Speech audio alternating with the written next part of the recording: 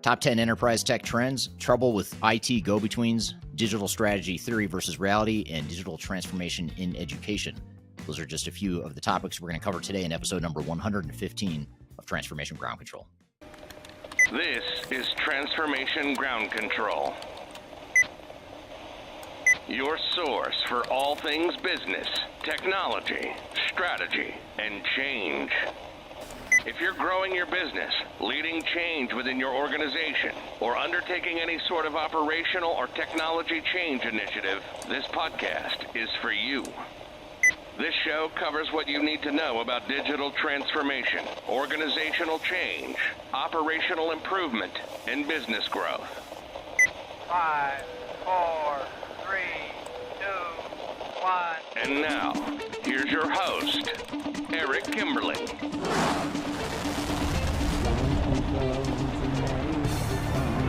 Hello, welcome to Transformation Ground Control, episode number 115. This is the podcast that has everything to do with digital strategy and digital transformation related topics, everything related to people, process, technology, and change in general. My name is Eric Kimberling. I'm the CEO of Third Stage Consulting, and we're an independent consulting firm that helps clients throughout the world reach their third stage of digital transformation success. I'm your host today, and with me hosting, as always, is Cheatham. Kyler, welcome back to the show. Thanks for having me. Thank you for being here. We've got a great show for you today. We're going to dive into some interesting topics. As always, we're going to start off with a couple of hot topics we're going to get to. In addition to audience questions that we've taken from social media, we're also going to get into some hot topics that we've chosen to dive into a little bit more detail. One is top 10 enterprise tech trends for 2023. We'll dive into a recent article that covers their view of what those top 10 enterprise tech trends are. And then we're also going to talk about the trouble with go-betweens in IT. And this is based on a McKinsey article that was recently published. So we'll dive into that and talk about the implications of that. And later in the show, after our opening segment with the hot topics and the audience questions, we're also going to get to a segment with Dr. Scott Janke, who is a director at Third Stage Consulting. He's a director of strategy and transformation in the North American office of Third Stage Consulting. And he's going to be on the show joining me to talk about digital strategy, theory versus reality. So we're going to talk about some of those things that sound good in theory and digital transformations and digital strategies, but oftentimes don't translate well to reality, and also vice versa. So we're going to cover both sides of that equation later in the show. So stay tuned for that. And then last but not least, later in the show, we're going to have Andrew Hayes on the show, who's a consultant in the public sector, and he's going to be talking with us about digital transformation in education. So again, specific to the education industry vertical, but there's some good lessons in there that are relevant to any sort of any industry that you might be in. So stay tuned for that. So before we jump into these other guests that we have on the show here today, Kyler, what were some of these hot topics you have in mind for us? Yeah, well, I'm a sucker for a good top 10 list, so that just hooked me right in. But this specific top 10 enterprise technology list features trends for 2023. You've done something similar on your YouTube channel, and many of it is very similar to some of the trends that you covered when it comes to the growth of AI, multi-cloud strategies, cybersecurity, automation, those types of data-based strategies. But I actually want to talk to you specifically about numbers 7 through 10, because these are kind of different than what we've talked about before. So number 7 trend is a modular approach, platform-based technologies that enable agility. So kind of that low code, that modular ERP or modular best of breed system that supports the overall digital enterprise operations, but is easy to use, incredibly flexible, and just overall agile to change quickly or develop services and products that need to be done kind of on a more urgent level. So what's your reaction to that? Do you feel as though that will be kind of a main trend in going to that more piecemeal type of approach as opposed to a core ERP system? I do. In fact, that's one of my predictions. It's paraphrased. It's not worded exactly that same way, but there's a theme very similar to that in my top 10 list for 2023 that I put out in a blog and video late last year. And I think the reason I think that you're seeing more of these modular / platform based transformations is partially because of Agile. I mean, Agile is becoming such a big movement in the corporate world today, in the business world in general. And that model or that technology landscape fits or lends itself very well to the agile model, because you don't necessarily need to, unlike integrated ERP systems, you don't necessarily need to go through the entire process of defining all your requirements across the entire enterprise and finding one system that tries to do everything within your organization and then deploying it. Instead, you can pick off little pieces of your organization and start to go after it. But one of the things that sort of a middle ground that the platform-based approach provides is it gives you a common platform that everyone's going to be operating from, but there might be different apps within that platform or within that ecosystem that you use. So there's a sort of an integration or sort of a commonality, not as much as a unified ERP system necessarily, but one that's a little bit looser, I guess you could say, or more of a balance.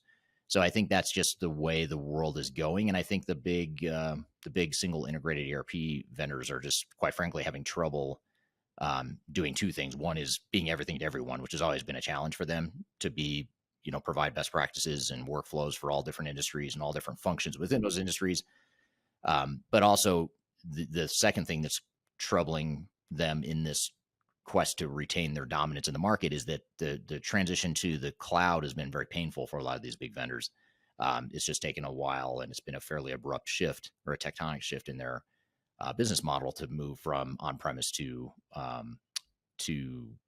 cloud-based solutions. So I think those are just a couple things that are sort of the tailwinds that are further fueling that trend that they're talking about here in this article. So long story short, or to summarize, I'd say yes, I agree. Absolutely. And I think the most interesting piece of this is the polarization of the overall industry community around the two approaches. There doesn't seem to be a lot of moderate views about, oh, you could do this one, you could do that. There's many, many very passionate people that say, oh, this is the way, this is the future, versus that's a terrible idea. So that's kind of an interesting take on that. Yeah, I mean, if you look at, if I sell one or the other, I'm going to dig my heels in and say the other side is a completely terrible idea. If I sell ERP software, of course, I'm going to hate this model of composable ERP or platform-based ERP, modular ERP, best of breed, whatever you want to call it. I'm going to say that's a terrible idea. No organization should be doing that. They should be fully integrated, one single platform, and vice versa. When I do the other side, if I'm on the other side, I'm going to poke holes at ERP systems too. So there's a lot of economic incentives for us to all dig in our heels. Although we at Third Stage are technology agnostic. We're not affiliated with software vendors, so I guess we have the luxury of not digging in our heels and sort of seeing that middle ground. Yeah, and always the funny part, if you haven't gone over to Eric's TikTok channel, go definitely check it out, because a lot of that dialogue plays out there, and you can definitely see the different agendas and talk tracks within the comments, and it's very entertaining. And I will say, I'm very proud that I've gotten my first mean TikTok just this week on my channel. So I'm nowhere near your level, but yeah, it's I'm it's just there. Once you get the first one, you start getting lots of them, especially once people feel triggered by one of your videos. I know. So number 8 is ESG initiatives become table stakes. So ESG is environmental, social, and governance issues. And the trend here is that these are really top of mind for today's IT business leaders. In this specific survey, 87% of all respondents believe that ESG initiatives are important to their business and long-term success. So that specifically in a technology format showcases, the need for those compliance or governance pieces to really be layered into the technology and business processes. So what's your reaction to that one? Yeah, I think there's a couple of cases to be made. I mean, there's certainly organizations that value the environment and minimizing their carbon footprint or whatever their environmental goals may be, and or their social goals. Of course, that those values as a company are going to manifest themselves well in that sort of ESG initiative and that ESG focus. But even if you're an organization that doesn't necessarily prioritize that as a core value or a core part of your culture, there's an increasing market for people that expect that from organizations. So I think that's why a lot of organizations are doing it, is not just because they believe in ESG initiatives, but they know their customers do. So I think there's two angles to look at it from. I certainly don't think it hurts. I mean, within reason, of course, you don't want to bankrupt the company trying to satisfy ESG initiatives and whatnot. You have to have the luxury of being successful as an organization to then be able to focus on ESG initiatives. It's almost like Maslow's hierarchy of needs. If you're profitable, you're a successful organization, you have the ability to then focus on ESG.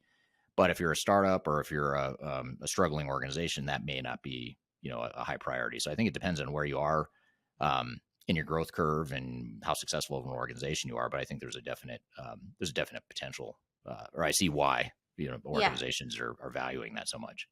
Sure. And building on that is number 9, which is reg tech market grows. So reg tech refers to technologies that help organizations improve the way they manage regulatory compliance. And just to give you some numbers, the reg tech market was valued at 7.6 billion in 2021, and the market will hit 19.5 billion by 2026, with a compound annual growth rate of 20%, 21% technically, over a 5-year span. So this is a new one to me, and definitely wanted to get kind of your feedback as an industry expert if you think that this is going to really be on that top 10 trends list for enterprise technologies in 2023. Well, part of the reason why I love hosting this podcast is because I learn so much hosting Yeah, it. And this is an me too. example of one I did not know. Did you call it red tech? Is that what it's called? The whole category Reg of tech. So technology? it's like regulation Oh, reg tech. technology. That's Okay. I'm just generalizing. That's reg tech. Got it. Um, I just said the color red. So I didn't quite understand that, but reg yeah, makes a I lot got more you. sense. I got But still, I was not familiar with that classification of technology. Although I'll say I would totally agree. That's a really important one just because regulations are increasing and regulations don't tend to go away over time. They tend to just accumulate. And so it becomes harder and harder for organizations to ensure that they're in compliance. And I think another thing is that governments are growing. I mean, governments throughout the world, regardless of whether you agree or not with that is a different story, but governments are growing. They're regulating more and more. And I think over time, it just becomes more difficult for organizations to operate within compliance. So I could completely see that market taking off like that. It's interesting to hear that the numbers are that big already, though. Yeah, I had never heard that in all of my research. So, definitely wanted to bring that today the table as a new discussion point.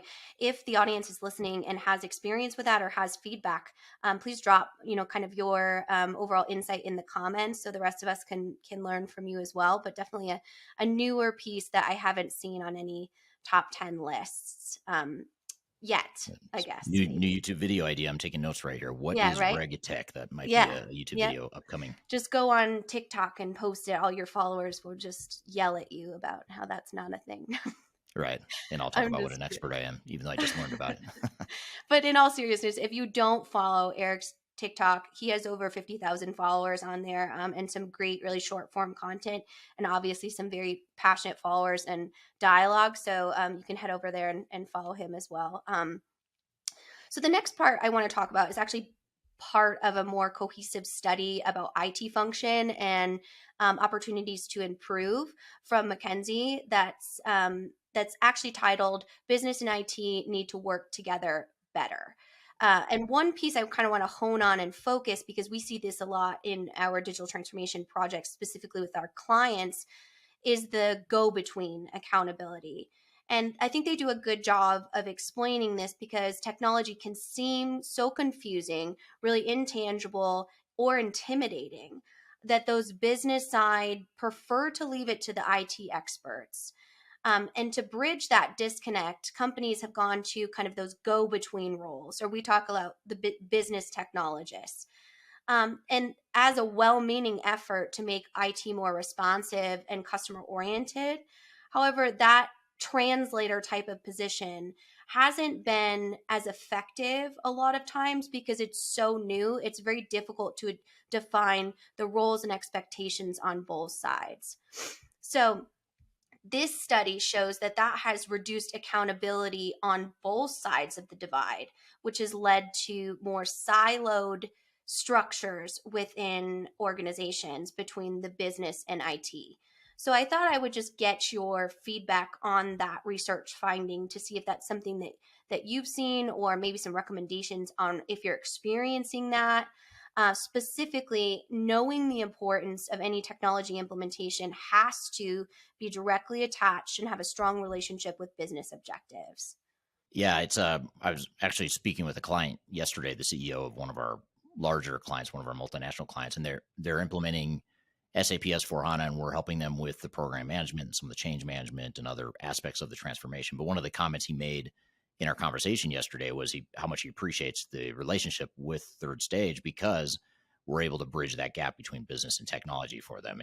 And this is a just to give you some context, this was a troubled, I'll call it a troubled, not a failed, but a troubled implementation that wasn't going well. And they hired us to come in and help get it back on track. And that's a common point that organizations hire us is they'll try it on their own or they'll try to go it alone with their technical implementer or their system integrator. And then they find it's too difficult and then they hire us. But he said that was one of the biggest benefits. And so, the way I look at it is I think it's really important to do that because when you're a technical consultant, you're very myopically focused on building one piece of the technology. You're not necessarily thinking about the business and does this improve the business process and what's the impact on the culture and how are people going to respond to this technology and how are we going to ensure that people actually use the technology the way it needs to be built. And it's not necessarily just because technology people aren't experts in that area or they don't care about some of the other pieces. It's because they just don't have the bandwidth and the brain space to do it all. So they end up focusing and going deep in the technology and not addressing those areas. So it is very important, but I think it's important to have a complete team that can help bridge that gap. You need people that are more business focused, still technical understanding, but more business focused. And you need people that are more technically focused and not as focused on business process or organizational change or overall strategy. But so the key is how do you bring that together and how do you complete your team? And oftentimes that's why clients hire us is because they need that. We're sort of the glue or the gel that completes that picture in bridging that gap. Absolutely. And the most interesting part about this episode, Eric, is we have two, I like to call them the unicorns on this two of the smartest, most talented technical PMs I've met in my entire career, but also have the ability to really do that bridge gap. So definitely continue listening. This is one of the most valuable episodes when it comes to how do you bridge that gap as not only a consultant, but within your internal processes. Especially when it comes to a technology implementation. So really interesting study. I will link that down wherever you're getting all of your episodes today. And then I'm also going to link Eric's trends for 2023 that he has on his YouTube channel. So you can kind of have notes and compare. But if you do have any additional thoughts on the hot topics, just pop them in the comments. And then I always pull them for our question jar, which is coming up next. Yeah, that sounds good. And that's a good transition. Next, we will get to our questions from the audience from social media. Later in the show, we're also going to have Dr. Scott Janke on from Third Stage Consulting talking about digital strategy theory versus reality. And then also later in the show, we will have Andrew Hayes on the show talking with us about digital transformation in education. So stay tuned for all those segments. But first, we'll take a quick break. We'll come back with some questions and answers. And you're listening to Transformation Ground Control. When I wake up, well, I know I'm gonna be the man who wakes up next to you. Are you looking to stay ahead of the curve in the ever-changing landscape of digital transformation? Then you need our newly released 2023 Digital Transformation Report. This comprehensive report covers the latest trends, technologies, and strategies to ensure your digital transformation is optimized for success. The 2023 Digital Transformation Report is packed full of proven methodologies and insights from experts in the independent digital transformation field. You'll also receive practical insights on how to implement digital transformation strategies within your unique organization. This free report is available for download on our website at thirdstage-consulting.com under our Thought Leadership section.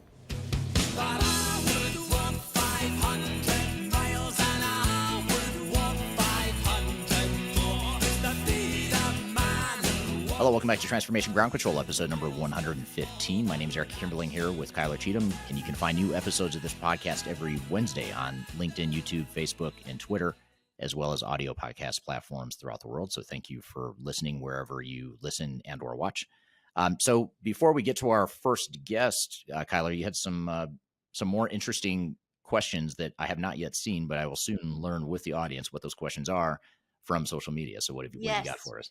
in the hot seat as always. So if you have questions for Eric or you want to be featured in our Q&A, you can go ahead and pop questions for him on any of his social media platforms, YouTube, LinkedIn, TikTok, all of the different Twitter. I pull them all there. So that's where I get these. So if you'd like to be involved, just let me know. But let's get to a few of them here before we move on.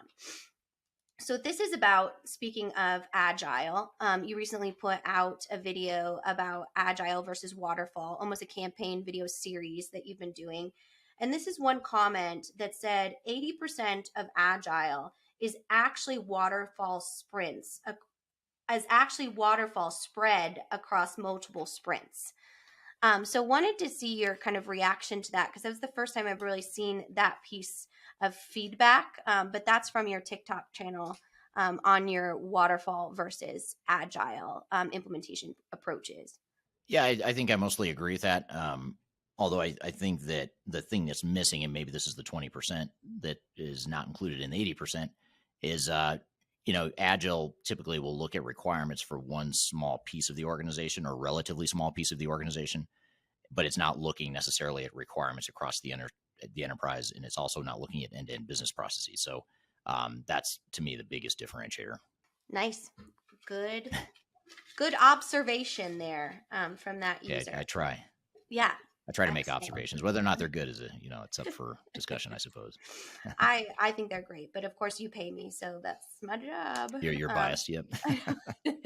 Or I'm biased. So this is an interesting question that came from your conversation from last week with Kiara about the use of technology to draft something like a cover letter. So my question is, why would an applicant be judged on a cover letter at all?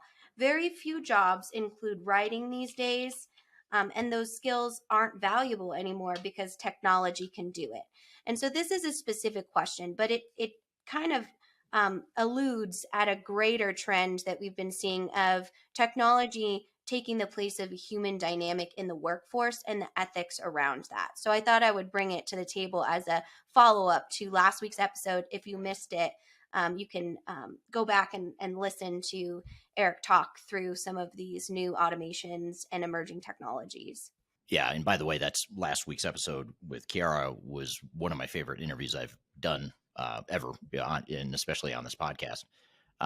So I do encourage you to check it out. Super interesting. But that's an interesting point. I think I'll take issue with this person and really challenge the point about writing not being important today. I totally disagree with that. In fact, to me, this is a bigger issue than the ethics of potential plagiarism and data privacy. The thing I worry the most about with AI is that we lose our ability as a human race to be able to write and communicate. And it's sort of like you think about a calculator. Like, if you could argue that we don't need to know math because you have a calculator. We don't need to learn history because we could just go look it up because if we want to know it. And I think it creates, I'm going to be a little harsh on this, but I think it creates a learned laziness. And I think AI has the potential to make us lazy and to make us less intelligent. And I would say that if you have any desire to be in digital transformation or consulting or any sort of leadership role, you better know how to write. If you can't write, you probably can't communicate well in general. And so far, I don't see it on the horizon. I don't see anything that's going to automate or replace human communication verbally. Although there's AI stuff that we talk about in this podcast that I could create something that looks like a human communicating, but it's really AI creating a fake version of a human. So I would challenge that. I'd say if I were in school right now, and I would try to become a better writer than anyone. Because if you are a better writer, I think you'll dominate because people are getting lazier with writing. And it's not even just AI. I think this started back with Twitter and social media. I mean, people have a short attention span now. They're used to quick, 140 character sorts of posts. They're not as interested in reading a 2,000 word blog or article as they used to be, in my opinion. And I think you were losing a certain amount of intelligence, and over time that could degrade the intelligence of the human race. So that would be that's my single biggest fear for AI. So I totally disagree with that person, but thank you for the comments. I don't mean that disrespectfully. I don't want to discourage. I certainly want to encourage people to post their points, but as a leader in the consulting industry, that's a dangerous assumption that we don't need to communicate or we don't need to write, because I totally disagree.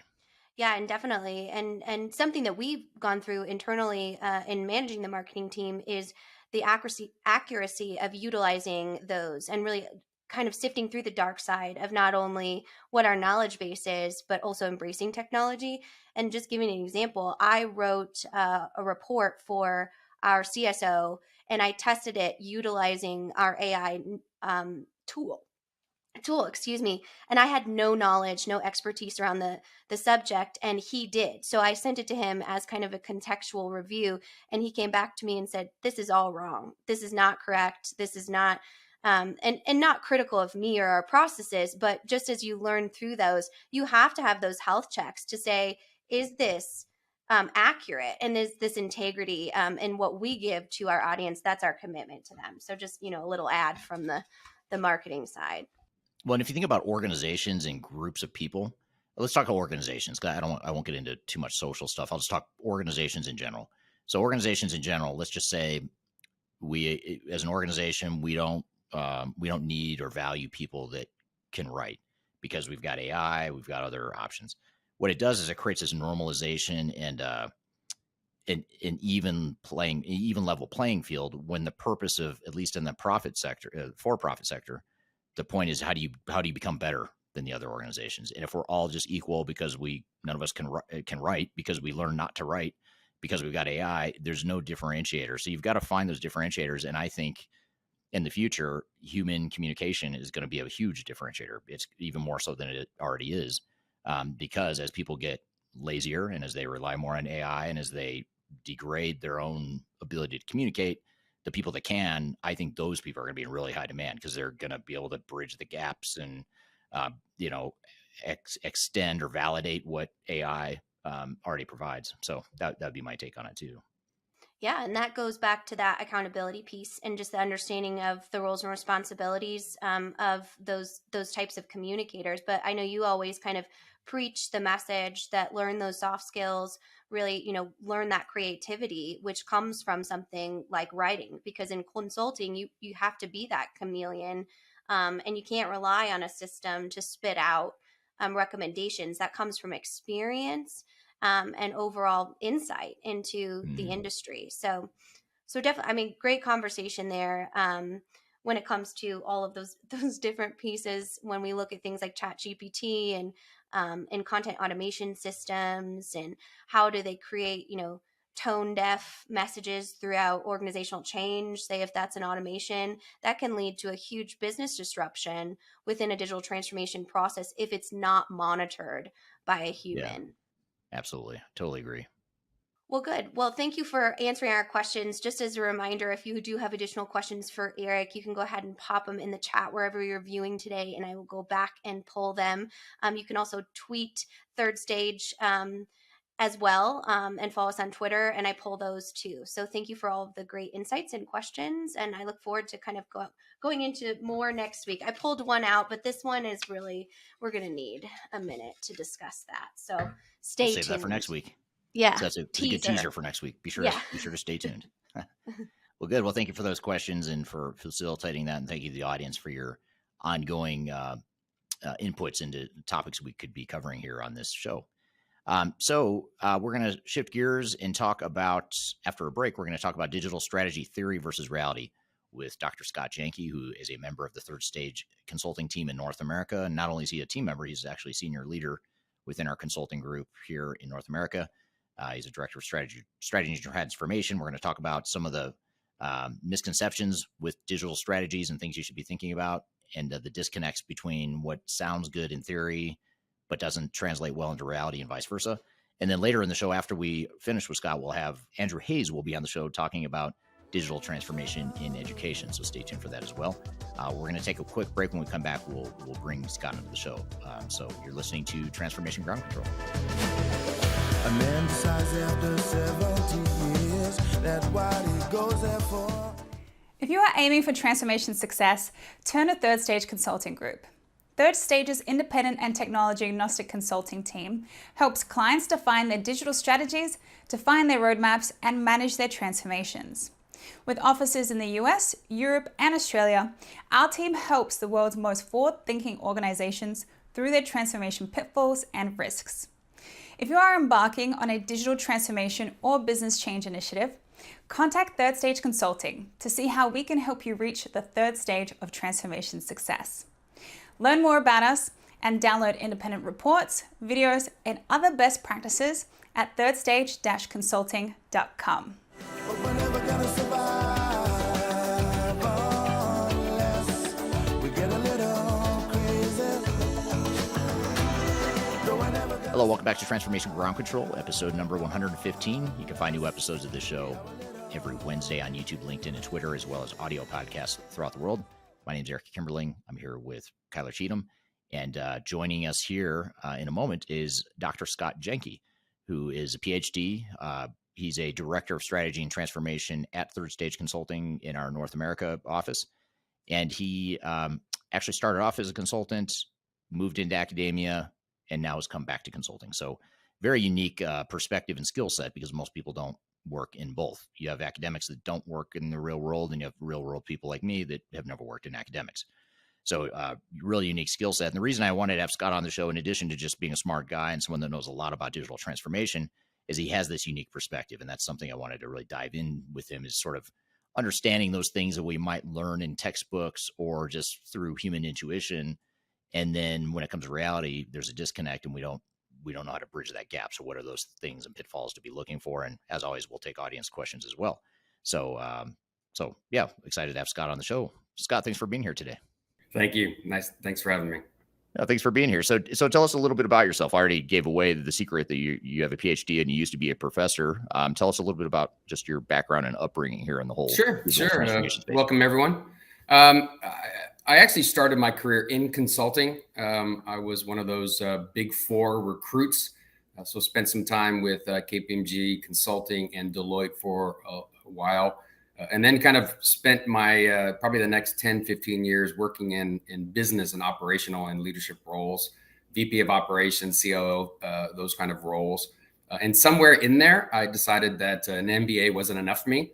So I solicited and was able to earn my doctorate in IT management while I was still working full-time in operations, and kind of took that role for a little bit longer, but eventually moved over to academia full-time. I was an adjunct faculty member for a while at a couple of different schools, and then became a full-time faculty, ran a master's program, and really focused on the connection that we're talking about today. What is reality versus textbook? I taught both undergraduate and master's students. So I got a good swath of experience in those classes, and then eventually joined Third Stage Consulting as a senior manager. And now I'm one of the directors for the firm. Yep. Great. And I've neglected to mention that important fact that your role here at Third Stage is an elevated one, and you're at a senior position here at Third Stage. So thank you for being here today. Yeah. I guess just to start, and this is it's one question, but I want to spend a little bit of time on this because I think it's really interesting. But because not many people have walked in both sides of of your shoes in terms of being in consulting and academia, and maybe you can help me today because I cannot talk to save my life. So maybe I don't know if your academic background can help with that or not. No worries. But I seem to be having a lot of trouble with my words today. But what are some of the lessons you have from academia versus consulting on the front lines of digital transformations? Like what are some of the biggest lessons, Yeah. away from that? It's funny that the first thing that popped in my head, for those who remember a comedian called Rodney Dangerfield, he actually had a movie called Back to School. He actually joined his son going to college. And he had a number of hilarious scenes in a classroom where the professor was talking about how it is factually how to do business and run a business. And Rodney Dangerfield was just like, that is not how you do it. You have to do this, this, this. You have to be friendly with the mayor's wife and those kind of things. So it's a great movie, by the way. And I think that's, so again, the fact that I taught both undergraduate and graduate students, we had young folks leaving just out of high school, and they had no concept, or at the time had no concept of what reality is. So it's great to have that foundational perspective. I taught both operations management and project management, and kind of soaking in that information in their brain was very relevant to them, right? They've heard and seen the lingo and terminology of what a project is, how it's run, the real world of supply chain management and manufacturing and inventory management, those kind of things. But then you've transitioned over to the master's program.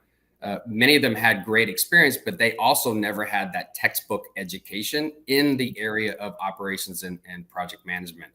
And it's great to see their eyes light up of what is practical methodology and how you go about running a business or running a project and what reality is. And I think without having the textbook knowledge of proper in project management, let's say, what is the differences and what are the components of waterfall versus agile, you won't know once you get into project, what is correct way to run a project, what isn't. We deal with a lot of companies that have system integrators that go to a hybrid approach. And that's fair game to kind of mix and match wherever you go, right? But without understanding the academic side, the textbook way of how to run a project, you won't know really when you're getting far off the railroad tracks or when you're just kind of taking a little hop over. And as a director at Third Stage Consulting, many of our projects, we get called in to do an assessment halfway through an engagement. And we see that. We see that there's not a clear understanding of how they're running a project. And it trips them up. And we typically call them on the mat, so to speak, and things get righted. But I think not understanding the proper functional way to run a project or run a business, once you get into real world, there's all kinds of messiness. I know we're probably going to talk about that some more today, but it's the reality of the real world that gets messy. So again, without understanding the baseline technical methodology of how to have a proper supply chain management program or systems in place, you won't know whether you're doing it right or wrong. And usually you're like, well, I'm not making as much money as my competitor, but you don't know how to peel back the layers and figure that out. So I think having both is a nice balance of being able to answer questions, give directions, manage a team, because you understand when you're kind of being that renegade and when you're kind of following the tried and true principles of many of these areas these organizations call us up for. Right. Yeah, I have a sort of a follow-up question that's slightly off track, but it's relevant because I get the question a lot. And that is based on everything you just said. If I'm say I'm earlier in my career and I'm thinking about getting into digital transformation, either consulting, or I want to be a CIO someday, or I want to lead a project or whatever. I want to be involved in digital transformations. Do you recommend sort of higher education? I mean, how much does higher education help with that baseline foundation that you're talking about? Well, obviously, I enjoy and support education. I have certificates as well, but you don't have to necessarily go to a formal educational institution. It's more about learning and capturing that information. So there's all kinds of great programs you can have online. But quite honestly, I've seen more trends for organizations bringing in folks like us to kind of educate their team on the proper way of doing whatever they've called us in to do. And that to me is education. So I think there are very, very smart people out there who don't even have an undergraduate who can run circles around their competitors. But those are rare and far between. So I would encourage everyone who doesn't have formal education or certificates or understanding around what their job descriptions really are covering to seek out that kind of education. You can do it on your own. You can do it formal. But now with all the online capabilities of educational groups, it should not be a problem. And I highly encourage you to make the effort to do that on the weekends, at late at night. I did that during my doctorate. So, and it's obviously been worthwhile for me to do that in the past. Right. Yeah. I remember when I was getting my master's degree and undergraduate too, but I remember really appreciating the professors that had obviously an academic background, but to me, more importantly, the real world experience that they could sort of fuse together. So I think that's you're one of those professors I would have enjoyed having back in the day when I was in school, for certain. I will add one more thing to that. It's amazing how many clients that I've worked with where the tenure of the folks that we engage with is quite high. The 20 to 30 year tenure at these companies. I think that's rare.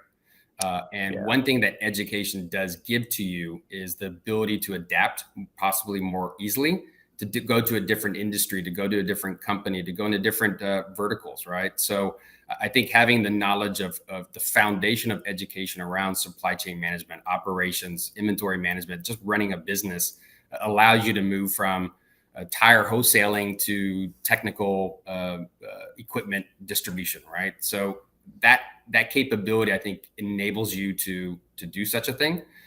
Whereas if you just have long tenure within a single company, it might be more challenging if that's the only experience and lack of formal education or certificates that are going to possibly give you a little bit of a roadblock if you wanted to change. Right. Yeah, it makes total sense. I'm just turning to our audience here real quickly. I want to thank everyone who dropped in the chat where they're from today. We've got people joining from all over the world, as I mentioned, everywhere from Mexico, Saudi Arabia, Irvine, which I assume is Irvine, California, but not 100% certain. But wherever in Irvine, whichever Irvine you're from, thank you for being here, Hanel. Craig Adams from Hereford, UK. Amit from New Delhi, India. Sam Graham from Spain. We've got someone from India, Denver, Colorado, Germany. Karachi, Pakistan. So very Stockholm, nice. Sweden, everywhere. So we've got people all over the place, random times of day and night. So thank you for joining here today. And I'd love to see in the chat as I continue some of my questions here for Scott. I'd love to hear in the chat here your thoughts on what you think the biggest disconnects are between strategy and reality. What are those things that when you entered the digital transformation space, you sort of thought or had been taught, but then you learned to be you learn to find there was something different. I'd love to hear the comments from the audience here. So just drop that in the chat if you don't mind. And I'm actually going to ask Scott that same question. When as you've sort of looked at your experience in academia and on the consulting side, sort of the frontline consulting side of things, what are some of the disconnects that you've seen in terms of just, what looks good on textbook that doesn't necessarily translate in vice versa? What are some of those things that come to mind? Yeah, I think, we say we do quite a few system selections, enterprise system selections, and we stress obviously the functionality in those systems and the alignment with the requirements the company needs to have for the next 20 years. But believe it or not, the technology, as we generally say kind of in hallway conversations, will take care of itself. You can implement technology. You can go live with new point solutions, fringe applications, whatever you want to describe that. It's really the messiness comes in the actual organization itself. So the human side of business, people's attitudes. There are folks that are new in their career. There are folks that are retiring, right? So how they're actually going to enable this wonderful goal of digital transformation tends to get off the rails. I'll use that term quite often, I think, today, because the organization itself hasn't really understood the impact, the ecosystem around the technology is actually how much of an impact that has on the fruitfulness of these systems. It's not uncommon to see a very large organization spend, $250, $300 million on a 5-year program to revamp their systems. That's great. But if you have the same workforce that you had 5 years ago and you kind of treat that as, well, they'll just use the new systems when we go live, is such short-sightedness in this process. And quite honestly, my dissertation is in the acceptance of technology in the workplace. So the go live literally is just maybe 25% of the road map of an enterprise or digital transformation. So making sure that you have encouragement, training, support, because a lot of times that gets messy as well, as organizations use these massive enterprise implementations to change processes and job roles as well. And so the workforce isn't just learning a new system. Their whole world potentially is getting thrown up in the air and kind of landing on a new direction. So making sure that you keep that at the forefront at the beginning of the project and all the way through the next upgrade or the next replacement. You go through a digital transformation, it's not a single point in time. Right. So more of an ongoing journey. Absolutely. And if you want to Absolutely. optimize business benefits, it's certainly something you need to spend the time even after go live to really Absolutely. fine tune that. And it reminds me of another thing you already mentioned earlier in this discussion, which was the agile versus waterfall. To me, that's another disconnect. I don't know if it's necessarily an academic versus consulting disconnect, but I think it's just a disconnect in sort of, we'll call it a disconnect between human intuition versus reality, which is human intuition would suggest that agile is a great thing because you move fast, it's nimble, you're going to get value faster. But everything you're just describing suggests that there's a balance that needs to happen between speed and getting stuff done, but also recognizing that you have highly tenured people, your organization's been around for however long it's been around, and changing that just takes time, and you need to invest that time to move the needle versus just putting technology in as fast as you can. And I think that's another, in my opinion, disconnect. I don't know if in academia, if that's something that they teach, is that agile approach, or if that's sort of in vogue in the academic world as well. I think it's believe it or not, I think it's a generational thing. So all the undergraduates that were in my classes love this concept of agile, right? They that's the new thing. But quite honestly, when you people don't realize that there's a disconnect there. That agile was originally for creating kind of one-off apps, and those kind of, let's say you want to do an enhancement to an iPhone app, right? You can do an agile project for do that. But going through replacing your finance and accounting applications, your inventory management, it can't be so neutral in the sense of lack of documentation and lack of formal stage gauge for the process. And so what we see in these implementations when we called in to come in for assessment is a lot of companies a lot of system integrators start with formal kind of waterfall approach. They have a business requirements, they have a technical design document, they have a project charter potentially. But then throughout this year-long plus project, they tend to kind of naturally gravitate towards an agile-like approach because it's easier from a documentation standpoint. But then as we get near to truly a formal testing cycle and training, we start seeing those disconnects. What we talked about a year ago, 16 months ago, isn't really in reality what I'm seeing now, right? Because they just naturally go to an easier path, potentially, as you mentioned, to go faster, but a lot of times it's just easier. And staying rigid and having that PMO guidance is so important because you don't want to spend 20, 30, $40 million on the implementation, and that training or testing, you realize you've gone off those tracks. Right. I don't know why I just thought of this, but 15 years ago, maybe I worked with a project manager who he was actually part of he was a contractor that worked for one of my clients. And I remember him, he was an older gentleman, later in his career, he'd been doing this forever, doing this for a long time. And I remember him saying, I remember talking to him about a project plan, saying, let's see the project plan for this particular client and what are the milestones. And he just looked at me and said, Eric, all I need to manage this project. And he pulls out like a little notepad, like a little tiny notepad, and said, it's all right here. And I said, well, what's in there? And he said, and he opens it up and it's just sort of like to-dos. It's like just stuff that needed to get done. And so I don't know why what you just said reminded me of that example of how, sometimes lack of discipline is what people want. And they take pride in the gunslinging approach and moving fast and getting stuff done, getting technology out there quickly. But they don't look at the bigger picture of, well, are you really transforming the business? Are you really getting business value? Are you really standardizing your business or re-engineering your processes the way you want? And I think that piece of it is oftentimes what gets lost in the whole agile discussion as well. Yeah, and I think we talk about kind of the formal PMO process of how projects are selected in the first place, right? What's the business case? What's the business genesis of why you're even bringing this project to the executive team for approval? What's the benefit? What's the big wow? What's the change that's going to help implement? And companies, I think, once the project gets approved and the budget's been approved, they don't actually manage what the original business case was throughout the project to after go live. Because by the time they go live, and let's say you would need 6 months to a year of stabilization to see any potential value from that project, they're on to the next 30 projects. And so I think organizations that think that these projects are going to transform their business in reality are just a point of project management. And now they're on to the next thing. They don't actually cohesively look at the full picture, including, again, the people and the processes associated with it.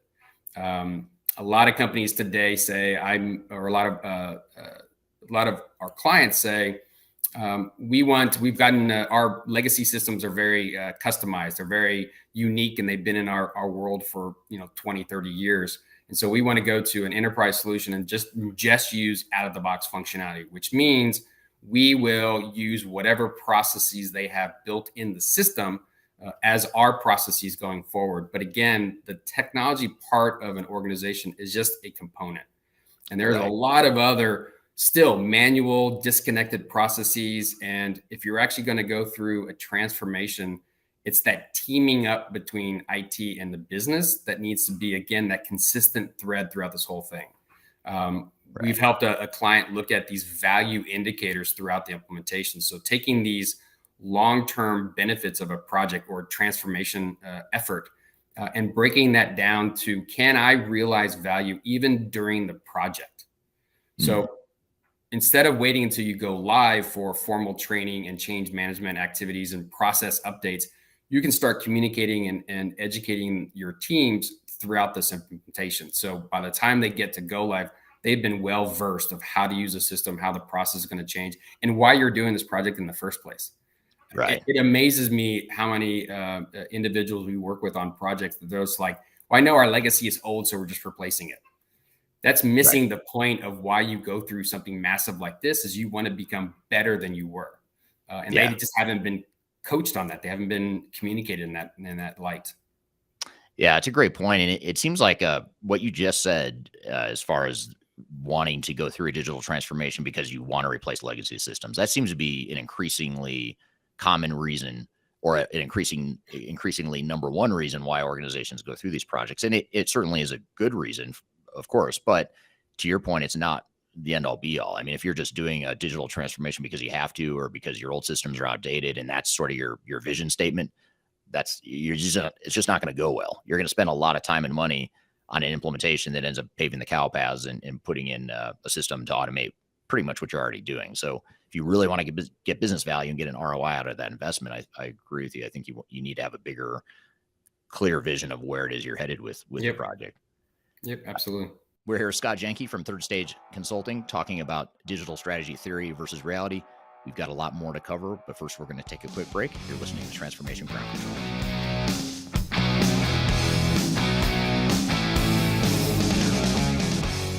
Interested in working for a company that truly values your unique skills and experience? Here at Third Stage, we don't hire based on resumes alone.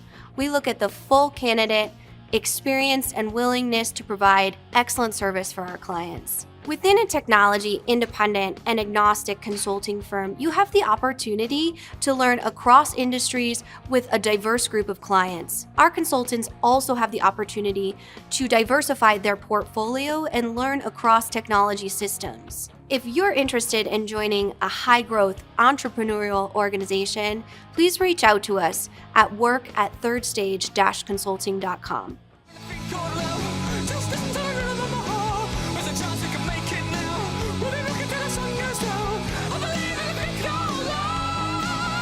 Hello, welcome back to Transformation Ground Control, episode number 115. My name is Eric Kimberling. You can find new episodes of the show every Wednesday on LinkedIn, YouTube, Facebook, and Twitter, as well as audio podcast platforms throughout the world. We're here with Scott Janke from Third Stage Consulting, talking about digital strategy, theory, and reality. Here's an interesting audience comment here that I want to maybe turn it into a question. This is from Melissa, who, by the way, already has another question that's a really good one that I'm going to get to in a moment. So Melissa's already on a roll here with some of her questions, but Melissa on LinkedIn says the people involved in the digital transformation don't always have the level of expertise or sometimes attitude they need to have. It sort of raises a question in my mind, which, first of all, I agree with you, Melissa. I agree that people involved in transformation don't always have the right expertise or the attitudes. But I guess that begs a question of, what are some of those intangible attitudes, or maybe just broadening a little bit, intangible skills that a digital transformation team needs to have that isn't necessarily something you learn in textbooks, or that you learn in the world of academia, or even a certification program or whatever? What are some of those soft skills?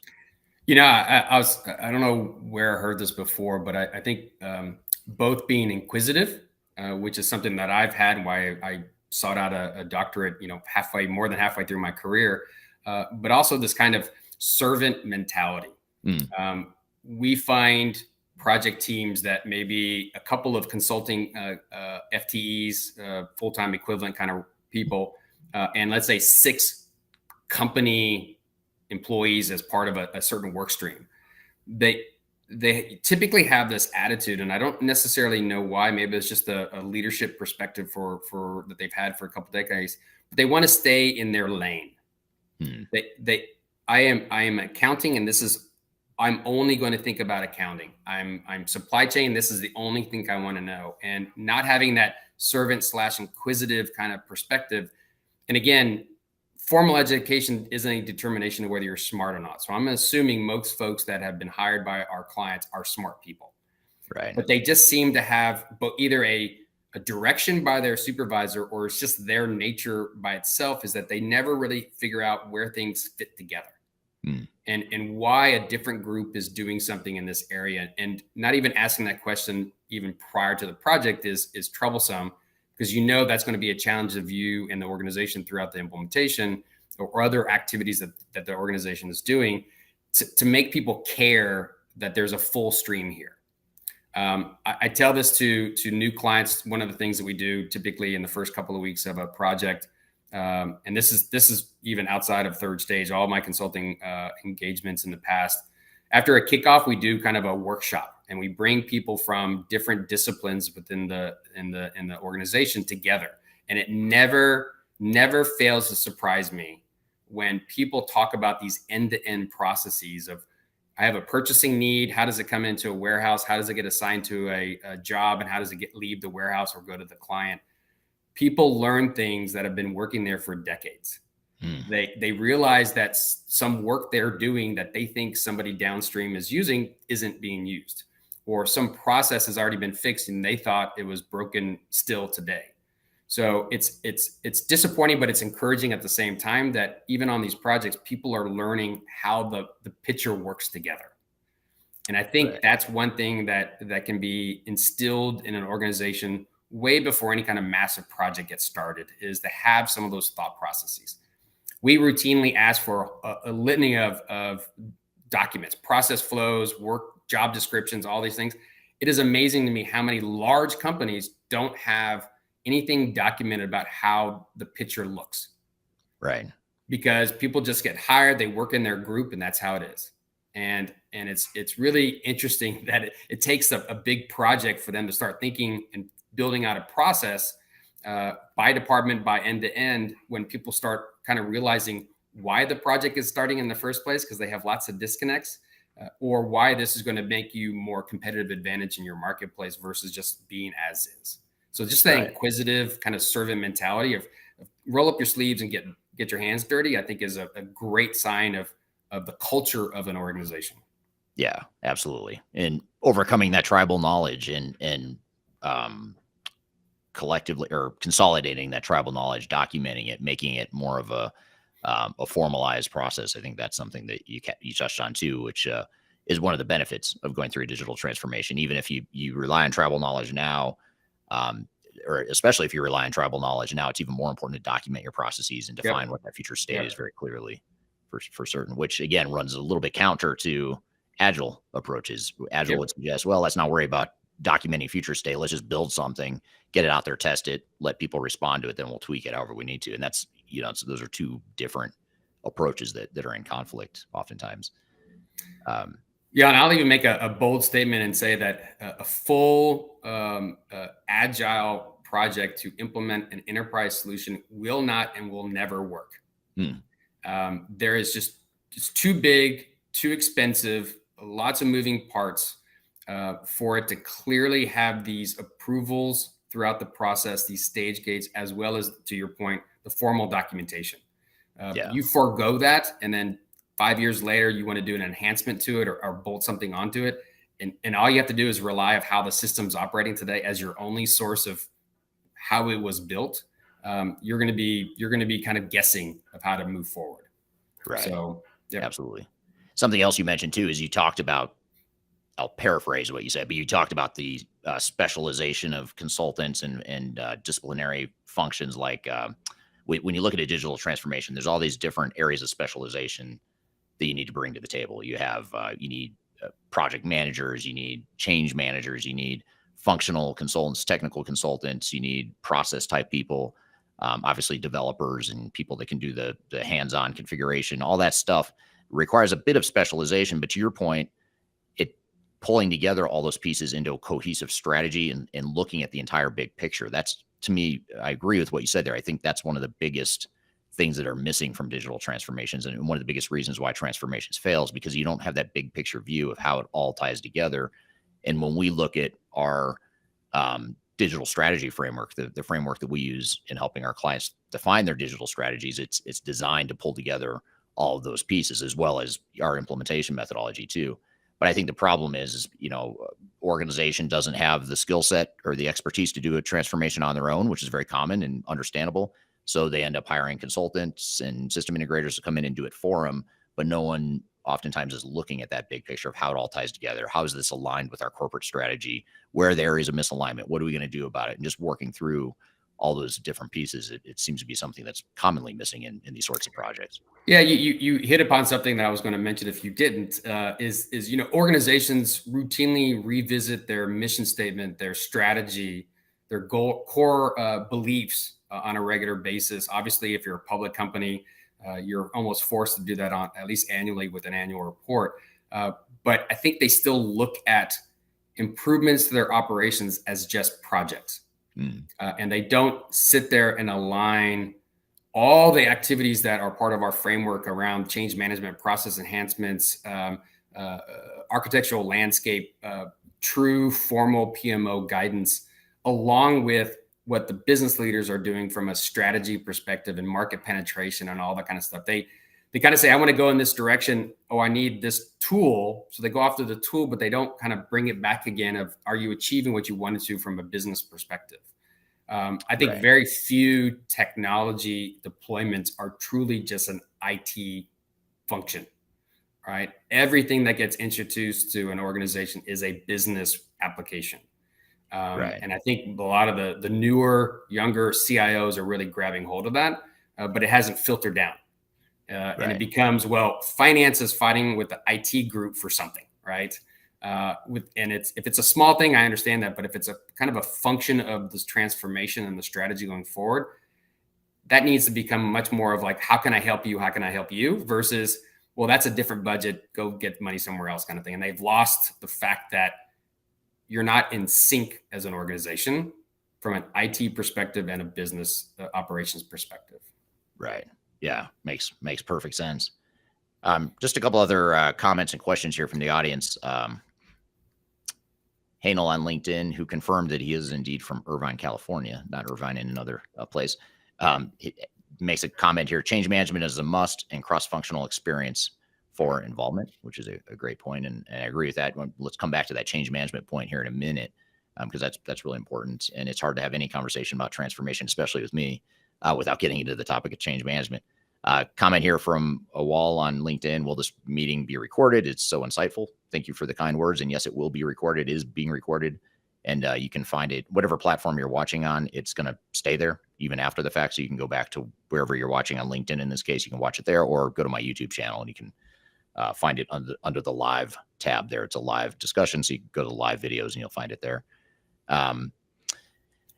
Question though, from Sam Graham on LinkedIn. This is a really interesting question. I'd be curious to get your knee-jerk reaction to this, Scott. And that is it occasionally helpful to have unrealistic academics pushing the envelope? And first of all, I guess it's let's assume that academics are unrealistic. I didn't want to say it out loud, but since you did, let's suggest that academics are unrealistic, especially the ones that don't have the hands-on experience like you do, Scott.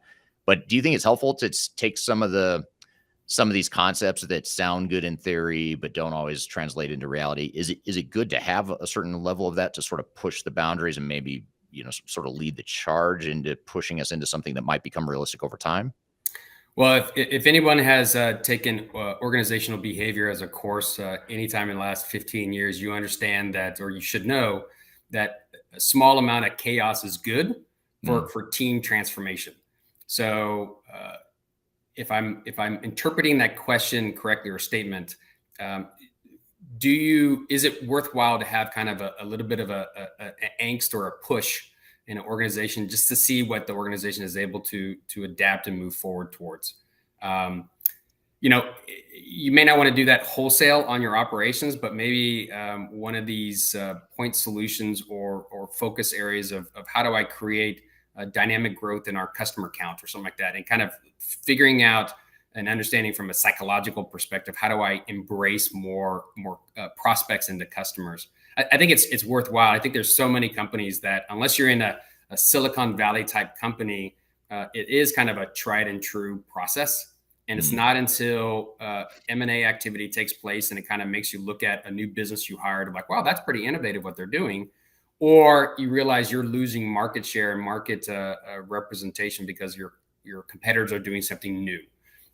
So I think in a knee-jerk reaction, yes, I think it's helpful to kind of implement or introduce some concepts and ideas into the organization just to see if it kind of rattles the cages a little bit.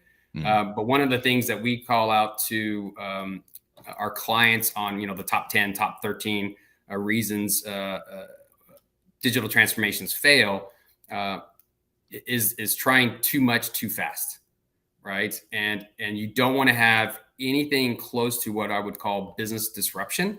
So as long as you can kind of introduce some kind of nouveau kind of concept and see if the team can kind of push forward with that.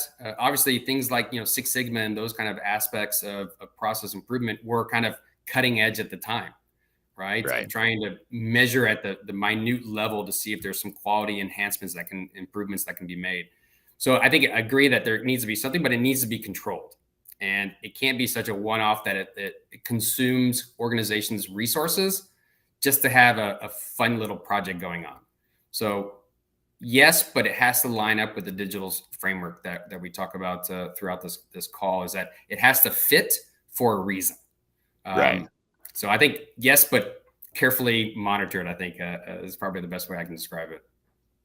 Yeah, and I agree with you. And I think just to add to that, one of the challenges with our industry is that we're all about trends and buzzwords and new ideas, which is great. We need to constantly innovate and look at what hasn't worked in the past, and how can we improve that going forward. But if you look at some of the trends in the marketplace, the problem is that we tend to, this industry tends to double down on new ideas before it's tested or before people fully understand the fallout from it. And they're oftentimes investing their careers and their organizational success on this unproven idea. And I'll give you a couple examples that I think might be controversial. One we've already talked about, which is Agile.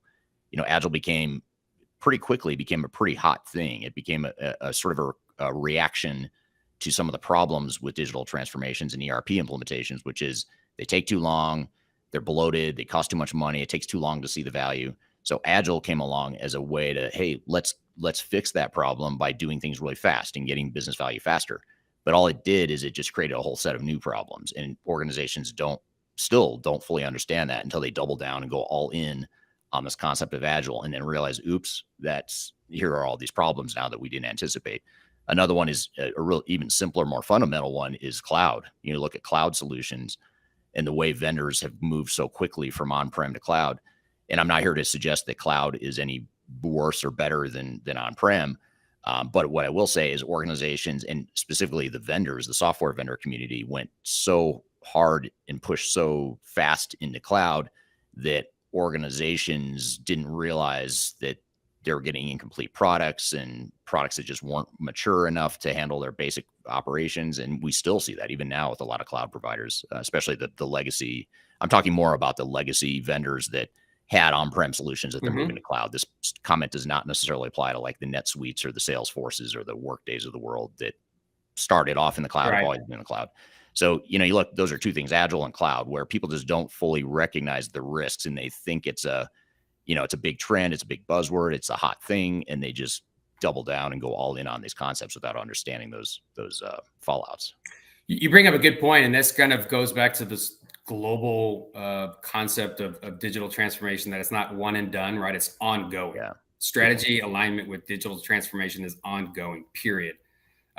Is the fact that so many companies, when we go through these selections, still want on-prem, to your point, but their reasoning is old, because it's still that, well, I feel safer that our application is in the server room down the hallway. But again, very focused on an IT thing and Right. potentially risk mitigation. But from an overall perspective, pick the right solution and the right hosting because it fits with your long-term digital transformation, not because it just feels safer.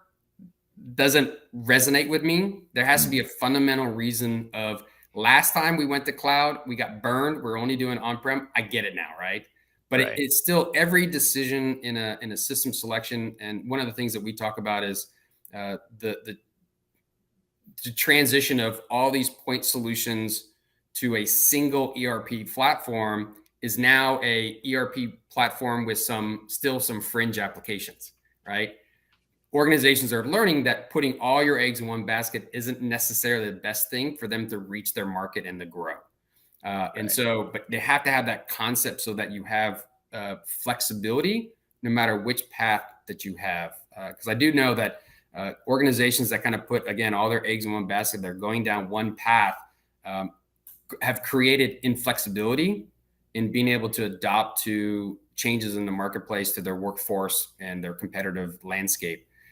So having flexibility throughout this process and why you're making these decisions, not because we did it in the past, but why will it be better for us in the future? And it's amazing. Some of these small little things come up when we have problems in a large project. It's just the little things of making that alignment work will solve a lot of these obstacles and without getting them too far. Yeah, absolutely. And as you talk about alignment, and actually, I think there's a couple comments I saw in the feed here, the chat, about alignment as well. But when you talk about alignment, and then getting back to the question of can unrealistic academics push the boundaries of what digital transformation can or should be? One thing that comes to mind, especially putting the two together, that question along with what you said about alignment, it reminds me of other academic concepts that can really benefit digital transformation. And one in particular that comes to mind as we talk about alignment is McKinsey's 7S model. When you look at something like McKinsey's 7S model, if you don't know what it is, I have a whole video on it actually on my YouTube channel. If you just search McKinsey, you'll find it on there. But it's system, strategy, shared values. I can't remember all 7 of them, but there's basically 7 S's, and you have to make sure they're all aligned. And if you're not aligned, it creates friction in the organization, it creates problems. And I think that's a good example of something that was a framework that was not designed or intended necessarily for digital transformation. But if you apply that sort of a model, which is very academic, you take that model and you apply it to a digital transformation, it can be very powerful. So it's not necessarily a unrealistic model that's pushing the boundaries of digital transformation intentionally, but it is an academic model that I think can absolutely benefit. Even some of these old kind of comparison evaluation tools like balanced scorecard or SWOT analysis, believe it or not, it's still relevant. Yeah, totally. And at least on the projects that I go through, I add those to our intro deck of where do we think your company is, but more importantly, what are the SWOTs? What are the areas of concern and opportunities in this project, right? Get them out in front. And I almost always include the company's mission statement or core values in those kind of assessments as well, because this project must fit in that. Right. And without having that connection along the way, and by the way, let's just be frank that ERP implementations are notoriously difficult. And so when it becomes challenging halfway through and you've already spent millions of dollars, that's not the time to start realizing where this project fits in the big picture. That's right up front throughout the process. And I think a couple of comments in there of, change management really is the key to a successful launch and use of tools. And getting that started way up front is something that most companies just ignore and they wait until the very end. Right. People will make it successful or people will make it a failure. The technology will usually work. Yeah. So it's easier to find a way to make the technology work than it is to find a way for it to work. We're here with Scott Janke from Third Stage Consulting talking about digital strategy theory versus reality. We've got a lot more to cover, but first we're going to take a quick break. You're listening to Transformation Ground Control.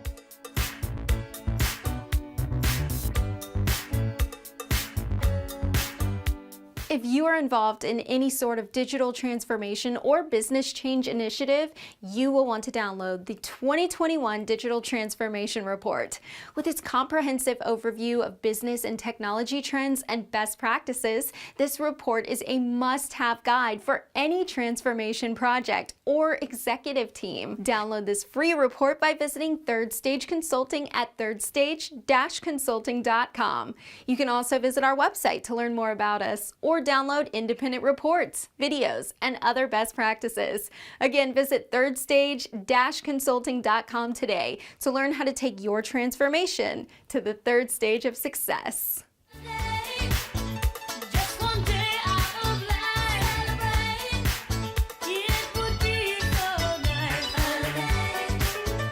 Hello, welcome back to Transformation Ground Control, episode number 115. My name is Eric Kimberling. You can find new episodes of the show every Wednesday on LinkedIn, YouTube, Facebook, and Twitter, as well as audio podcast platforms throughout the world. We're here with Scott Janke from Third Stage Consulting, talking about digital strategy, theory, and reality. Here's a comment and question that I'm going to integrate or fuse together with mine, or it's a comment that I'll turn into one of my questions, which is from Ubaid on LinkedIn. Says, idea of transformation should be clear. Often corporate strategy doesn't truly translate down. And that leads me to a question that I wanted to ask you, Scott, which is how can organizations ensure that their digital strategies are aligned with their overarching business strategy? And because that's oftentimes a disconnect, back to your point earlier about if your reason for implementing new technology is because you want to replace legacy systems, you're highly likely, if that's the extent of your vision or the extent of your justification, you're highly likely to experience disconnect between strategy and reality, and digital strategy versus business strategy. So how do you find, or how do we at Third Stage and with some of our clients, how have we found ways to ensure that you've got that alignment between what your digital strategy is and what your overall corporate or business strategy is? Yeah, and I will agree that the C-suite will sit around and shake their head, shake hands, and everyone agrees on alignment, but it never trickles down. Right. So it's great when we have the opportunity to talk to middle management. And one of the things we do in our projects quite often is a survey, is a organizational readiness assessment. And it is surprising the disconnect from senior leadership to middle management to the boots on the ground. And that is something we usually do right up front. Including an executive strategy workshop where we actually talk about their goals and objectives and what's stopping them from achieving that. It is something that is concerning, and when we give light to that, that's when those light bulbs go off on the change management, right? What is the motivation for us to go down this path? So we have a number of companies right now that are simply replacing a legacy system because it's at end of life.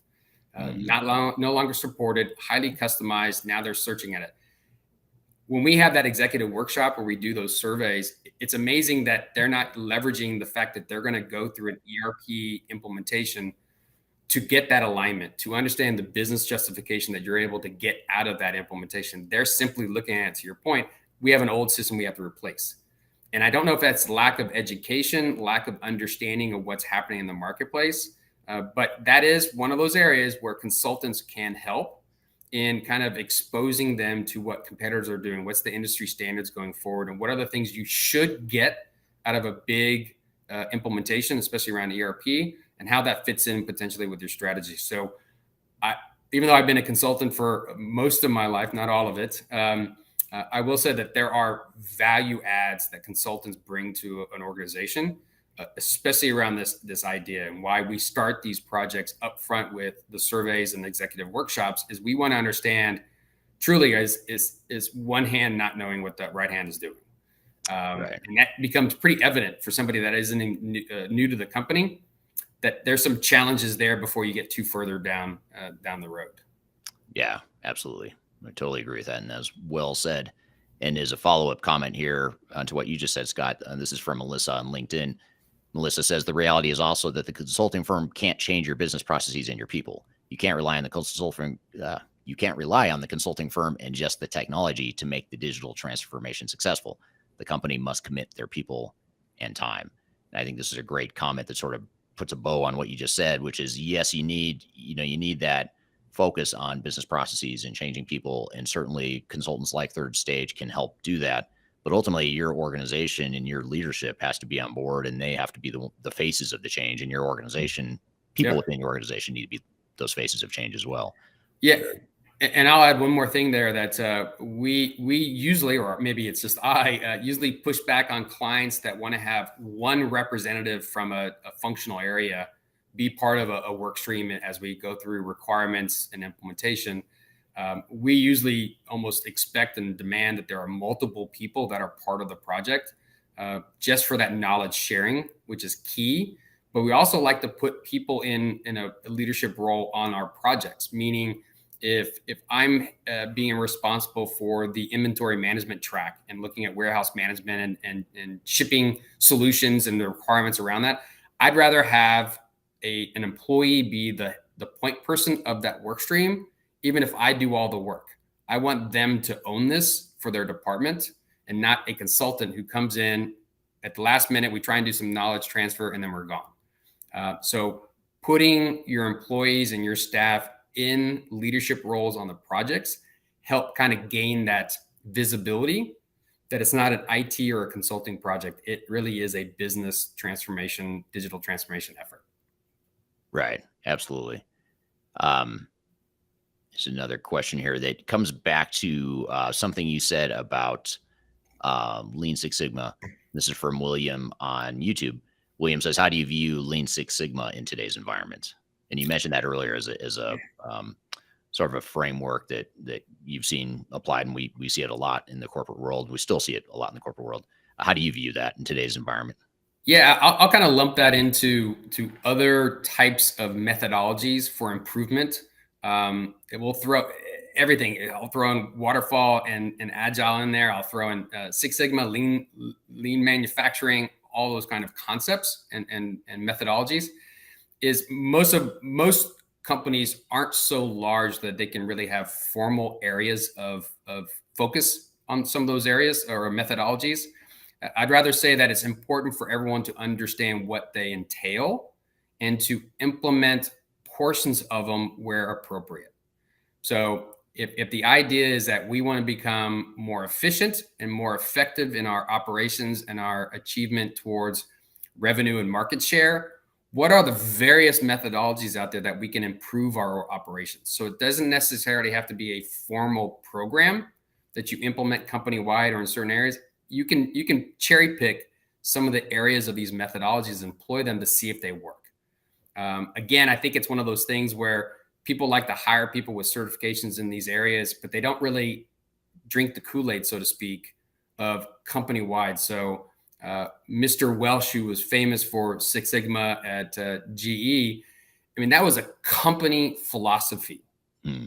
It's so hard to take that and go to a private company that has $50 million in revenue and make them act like GE, right? But you can have components of those get implemented on simply improving the productivity of your operations. There are things you can embed along the way. Very few companies these days are bloated with workforce, so they're pretty lean on headcount and are getting leaner as everyone's seen some of the layoffs. So it's not like you can take a program and implement it company-wide. Why don't you start with some of the components of improvement, process improvement, operation efficiencies and effectiveness, those kind of things, and do almost like a trial and error to see whether that's something that actually gains traction. Because almost all those philosophies still rely on people to do it effectively. And if you're forcing somebody to go to a off-site workshop to become certified and come back and deploy it to your company, unless your managers care about that, it won't happen. So it has to be a philosophy within a department or more likely a company to really grab hold. Right. Now, I just realized I have completely lost track of time here. Do you have a few more minutes? I didn't ask you at the beginning of this conversation what your timeline. Okay, I've just got a few more questions I want to make sure we get to as we wind down the conversation here. But these are really important ones too. So, and thank you for all the great questions on the stream too. Those have been awesome discussion points. But one question I want to ask is, what do you think, if we sort of back up and try to tie this all together, everything we've been talking about so far, what do you think some of the biggest and most important components of a digital strategy are? So in other words, when we think about our digital strategy, what are the most important pieces that we should really focus on and make sure is part of that digital strategy? I think we talked about it a couple of times in here, but why, right? Why are you even bringing this up or having a concept, or why are you initiating something and making sure that you understand the implications of going down a path or not? So that whole alignment, I think we're stressing that pretty hard, and it's because it's so important, is that the tactical stuff we can get done, but unless there's a purpose and a reason why, when it hits the fan, so to speak, you're going to give up. The organization will stop. They'll do the short end around to make it finish, make the project or the effort finish earlier than maybe planned, just to be done with it. This is not an easy or inexpensive effort. So the alignment of why you're doing anything around technology or digital strategy is the fundamental basis that will carry you forward. And it doesn't have to be, and it shouldn't be just at the leadership. It has to be throughout the organization. So I'm surprised. We have some large clients. I'm very surprised they don't have both a passive and active communication effort around some of these things. So going to a portal homepage when you turn on your laptop at work, talking about some of the key initiatives in the organization and maybe even financial results for the last quarter, and making it relevant to everyone is amazing. But most companies don't think about that. They only communicate when something has to happen rather than an ongoing engagement. So I think the strategy part is so important. And the other thing is, feel like a squeaky wheel is the organizational effort around change management and focus on people. It is. We usually start even during our sales cycle, and somebody's going to want to go through a selection and implementation. Data. Start working on your data. Start working on your people. You need to backfill people. You need to educate people while this project is happening. You need to support them from day one, because they're going to be your champions and change agents when you get done. So data and people, I think, are core outside of just the alignment on strategy of why you're doing something. Yeah, I agree. Totally agree. And one of the challenges in our industry is that the echo chamber of our industry, when you look at software vendors, system integrators, most consultants that are affiliated with software vendors trying to push certain software products, they don't use these exact words, but they suggest that maybe you should think less and just do now. So don't ask why, just do it. It's sort of the refrain that you'll get, not directly, but that's the mentality that you get oftentimes from the technology and the digital transformation community. And the reason is because they want to sell software. They want you to move faster. They want you to stop thinking, stop asking why, stop worrying about alignment, stop worrying about you people. It's all about the technology. Let's get technology going right now. Let's do this agile approach so you can deploy the technology quickly. And it's all designed to sell software, but it's pushing you in a direction that totally circumvents everything you just said. And I think that's the problem. One of the biggest fundamental root cause problems in our industry is it's designed. There's flaws in the design of our industry that are not conducive to strategic success in the way we're talking about here today. Yep. But if you know this stuff that we're talking about and you take your advice to heart, and you can use that to counter some of that messaging and take control and ownership of your project and run it the way you want to, which in my opinion is the right way, is to ask, make sure you define the why, make sure you focus on change management, have a solid plan up front, all that stuff that is really important. I'll bring one more thing up, and I know you may have another question, but let's not disregard the people that the system implementer brings to the table as well. Typically what we see is you get the outstanding folks during the sales cycle, you get the outstanding folks at the beginning of the project, and then they start resource changing. Right. And when we come in middle of a project and ask for, or we're being engaged to do an assessment on the project, some of the things that frequently come up is that there's not good knowledge transfer within the organization. They give us the C players.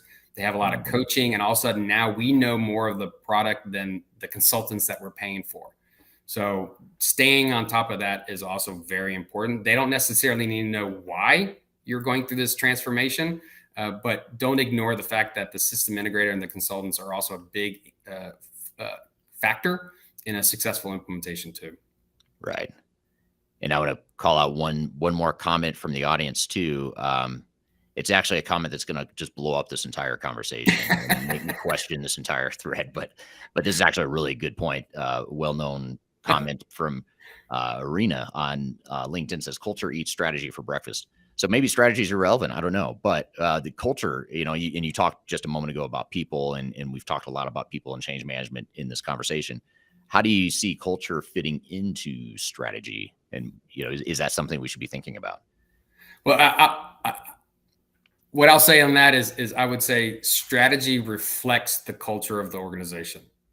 So when I was doing a project for Starbucks in Seattle, there were a number of people on the client side that had worked at, let's say, Amazon. And Amazon at that time was big, but it wasn't as huge as this. And the culture there was very militant in top-down direction, heavy workloads, just do it. And their ability to have projects and improve their operations to, pennies on the dollar around the strategy of their own transformation was a representative of the culture in the organization. And so you can't have a kumbaya, wonderful, cohesive strategy if the culture is disastrous and painful and hurtful, right? And so I think the strategy reflects the culture of the organization, not that necessarily culture will absorb and dispute or diminish the strategy. I think they should be and usually are aligned with each other. Right. So if there's a difficult organization from a culture standpoint, I'd be surprised that they have a long tenure moving forward of market share, successful customer attitudes and perception of their services, because it will permeate throughout the organization. We can go into another call around how we view cultures of the different airlines.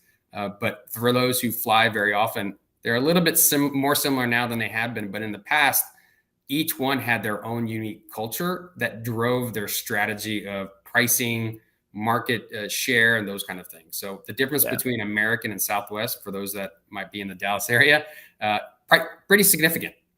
But now I would say Southwest isn't as different because they've scaled to such a size. Now they're having to do very much the same kind of cost cutting, focus on managing the bottom line than they had in the past.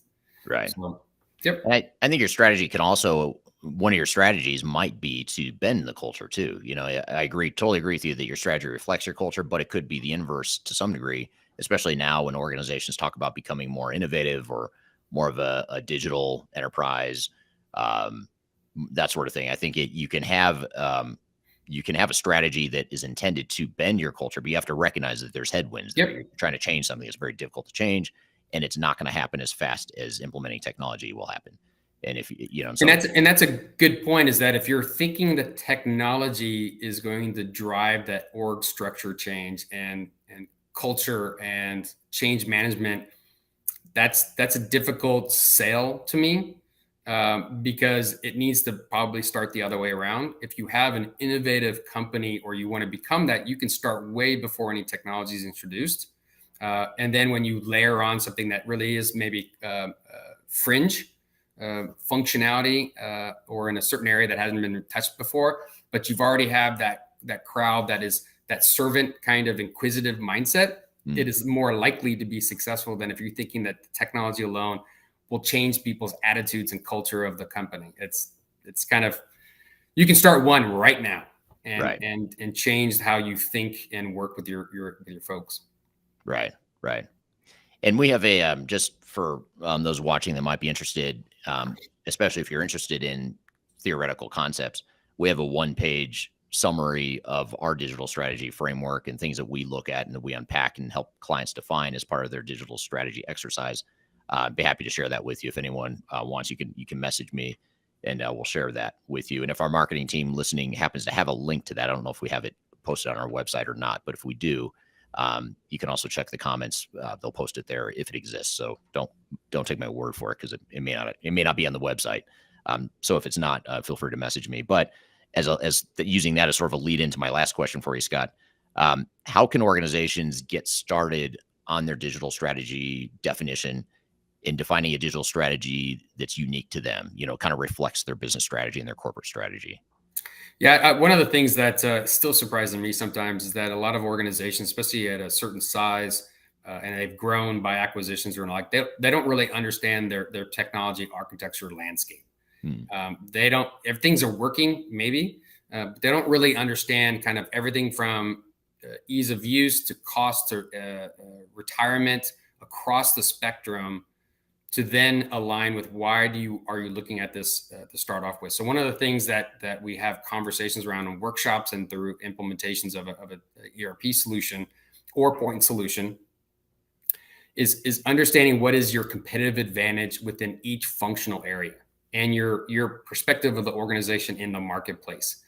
The concept that you can use all of the out-of-the-box functionality and all of the out-of-the-box processes within the system is naive, because if that's the case, then you're not adding any value to the marketplace. Every organization has a perspective or a competitive advantage or uniqueness to them, and making sure that that shines throughout the whole process. So before you start a transformation project or initiative, before you go out and select a system, understanding your landscape in the first place, but understanding what's unique about you. What is driving you, and then focus on that instead of making sure that everything is like for like match on a new system. Use out of the box for back office processing. Don't even think about doing something unique. If that doesn't give you increased revenue or increased market share, table it, right? Only focus on what truly is competitive advantage to you. And a lot of our clients are private and they don't necessarily have gone through that effort before. Right. And so a lot of these private companies become public or get bought off by public companies. So having that perspective is core, I think, before you go down this path. Because I think once you go down this path, you need to keep going. Right. You can't just do it for a little bit, stop and say we're done. So understanding why you're in business and why you're successful, and then look at your technology landscape and see how they sync up. Yeah, absolutely. Well said. And you don't want to your point, you don't want to ignore the current state. You need to use the current state and where you are today as sort of your grounding for not only what your strengths and weaknesses are and where you want to be focused on improving operations, because it helps increase revenue or market share. But it helps you be deliberate in that way by focusing on the current state, and it also allows you to understand what you're up against. If you understand your current landscape, not just in terms of technology, but your processes, your organizational design, the people, the culture, you have to understand the realities of where you are so that you can have a realistic plan and a realistic strategy to get where you're trying to go. And too often a vendor or system integrator will come in and say, here's our project plan. Here's our proposal. We can do this in 6 months, no problem, or whatever the duration is. It's going to cost you X amount of money, but it doesn't consider where you are today and how big of a jump you're making as an organization. For some organizations, it's a massive leap. They're risk adverse. They're highly tenured staff that just resist change more than others. That's a totally different time frame and strategy than an organization that's a tech company. It's a young startup and it's moved fast. It's not tenured. It's immature processes. Those are two totally different scenarios. They're going to have two totally different project plans, but oftentimes, more often than not, software vendors and system integrators will give those two companies the same exact proposal because they know they can implement technology in 6 months or whatever it is. But this isn't about implementing technology. So those are absolutely great points you bring up. All right. Thank you, Scott. Great conversation. And thank you to the audience for those great comments and questions as well. Really appreciate that. A lot of really good questions that we didn't get to. But we'll take a quick break. When we come back, we'll dive into sort of a debrief and build on some of the topics we talked about in that segment.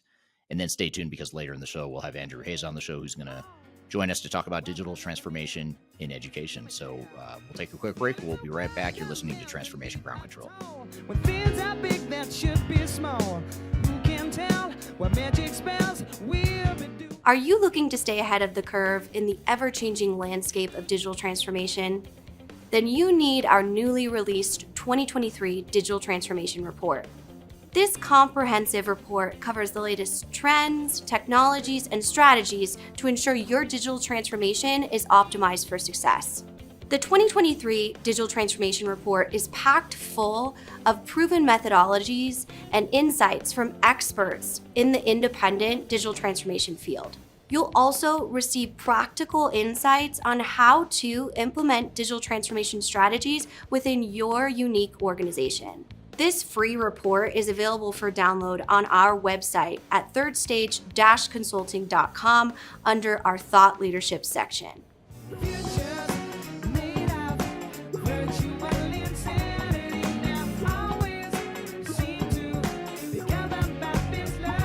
Hello, welcome back to Transformation Ground Control, episode number 115. My name is Eric Kimberling here with Kyler Cheatham. And Kyler, we just had Dr. Scott Janke on the show from our North American office here at Third Stage Consulting.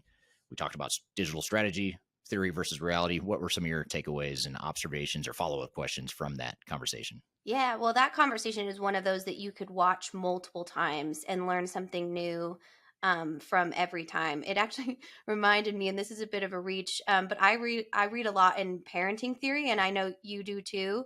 But the reality is so similar to a digital transformation. And I was just looking at a TikTok video of someone I follow, and it's like inspirational text for my teenagers, and it's like, when does my social security number expire? And bro, don't talk to me in public. And this, so it's similar, but obviously different in the fact that theory is important to be able to have a baseline understanding.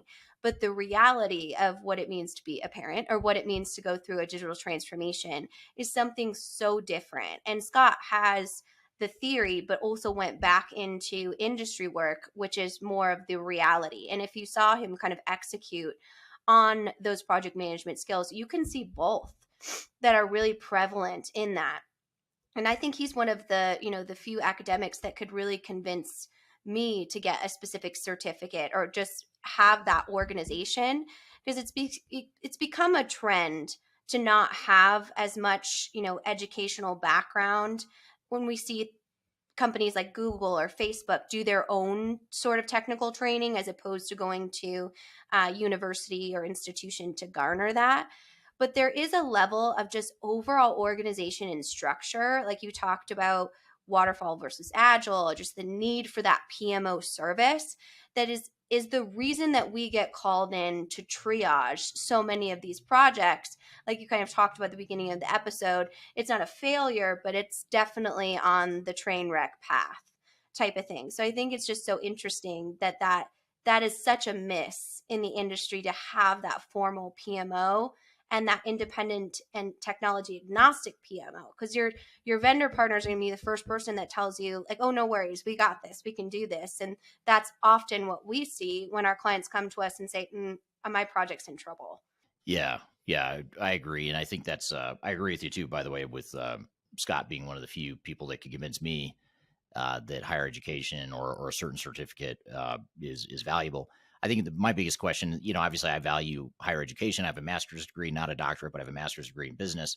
But my question, I guess, is more in today's day and age with tuition costs being as high as they are. And I only say this because I have two teenage boys, and planning for college is alarming. Looking at the cost to go to college makes you wonder, like, is that really worth it? Is that the best answer? Is it the only answer?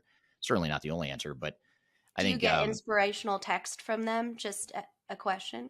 Not, yeah. I mean, yeah, my older one for sure. The 16-year-old, the 13-year-old one is a little bit different. He has a very high social EQ. So yeah. I don't know. I haven't gotten him yet. Maybe as he gets older and more of an attitude, maybe I will. I don't know. But you do think about, like, is that worth the cost? And then I think about my own experience, and I didn't have any intention of being a technology consultant. And I think that actually benefited me because I went and studied other things. I studied business, and it just so happens I ended up in the world of technology. But I think that business understanding, that MBA that I had, and the sort of the business strategy, operation strategy, supply chain management, those are the things I studied and loved learning about in marketing as well. I loved learning that stuff in school, and that taking that and then learning the technology stuff later, it really helped me.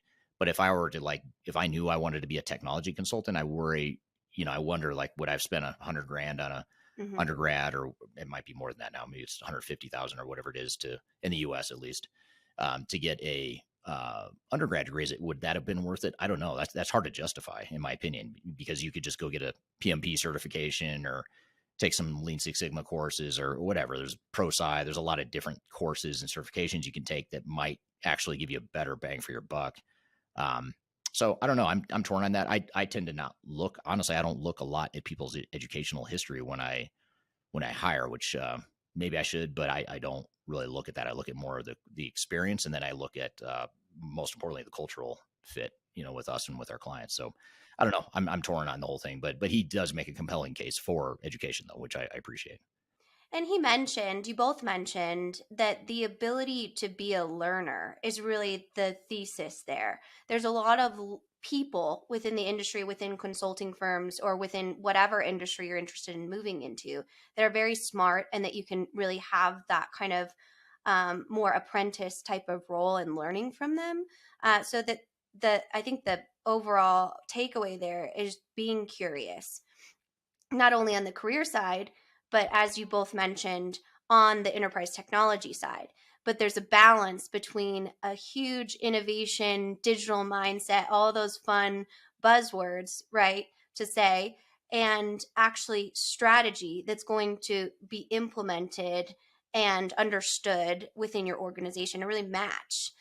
So I think that's a really kind of humbling, or I guess like baseline setting for the industry, because there's a difference between something that your organization is ready for and something that you want to look ahead for the future. But you have to have the infrastructure before implementing a technology that you might not be ready for. So I think that was a really good piece of advice that you both talked about. Yeah, and he's sort of got into that thread or question you talked about earlier in the opening segment with the hot topics. You were talking about the go-betweens in IT, and how, the value or potential value of bridging the gap between technology and business, and looking at the whole big picture is essentially what I took away from the hot topic. And then Dr. Janke or Scott talked about that as well, about how, no one, a lot of times in these projects, people on the project team don't look up to look at the whole big picture. And if you don't have anyone doing that on a consistent basis, you're going to end up with a whole bunch of disparate workflows and work streams that aren't aligned, aren't accomplishing the goals and expectations of the organization. So I think it's a really good point. Yeah, and that almost insurance policy of someone like an expert like you or Scott that has seen, like you gave an example of a SAP S4HANA implementation that is in the yellow, and kind of readjusting that, nudging that back to a healthy project. That, I mean, is just so valuable and is an investment in the project as opposed to an additional expense. I know you have some great YouTube videos that kind of showcase how you have that conversation with your executive team, your school board, like we'll talk about in a few minutes here. But that's really the most important piece is understanding the importance of not only that advisory service, but that dedication to the business objectives as opposed to any other agenda.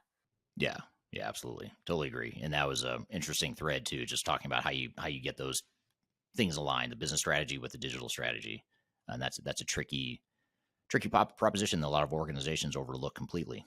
Absolutely.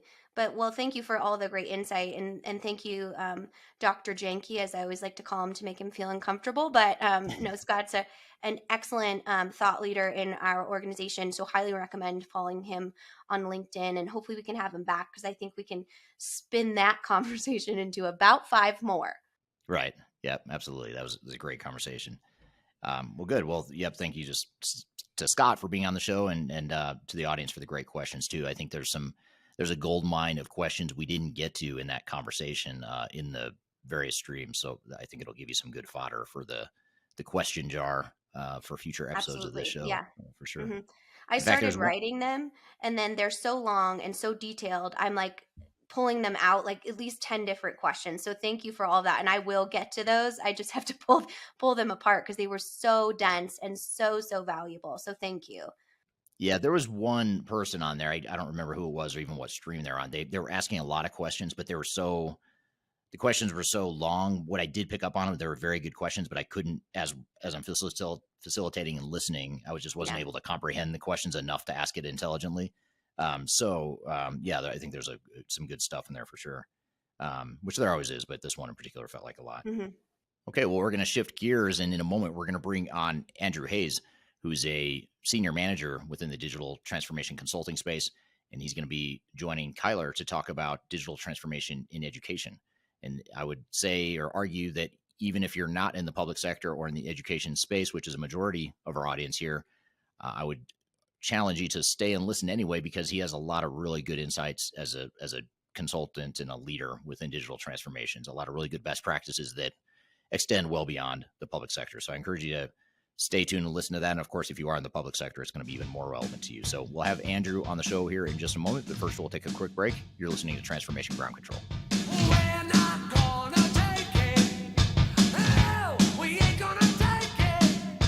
Hi, this is Eric Kimberling, the CEO of Third Stage Consulting, and we recently hosted our Digital Stratosphere 2022 virtual event. It's 3 days of packed content related to digital transformation best practices, about 16 or 18 different workshops and different speakers that are presenting on different topics, everything you need to know about transformation. The bad news is if you miss that event, the event's over. The live event already happened. But the good news, if you've missed it, or even if you did attend it and you want to see replays or you want to catch the sessions you missed, you can do that now by going to stratosphere2022.com. Go to stratosphere2022.com, register. All you have to do is put in your name and email address, just a few fields. You get immediate access to all the recordings.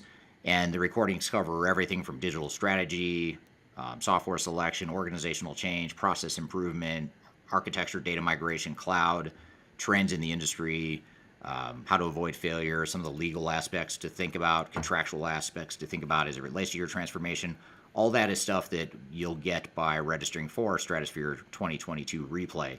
And again, go to stratosphere2022.com and you can listen to all the replays of all the workshops that you might have missed at the event. So hope you check it out, and thanks for listening. We'll see you soon.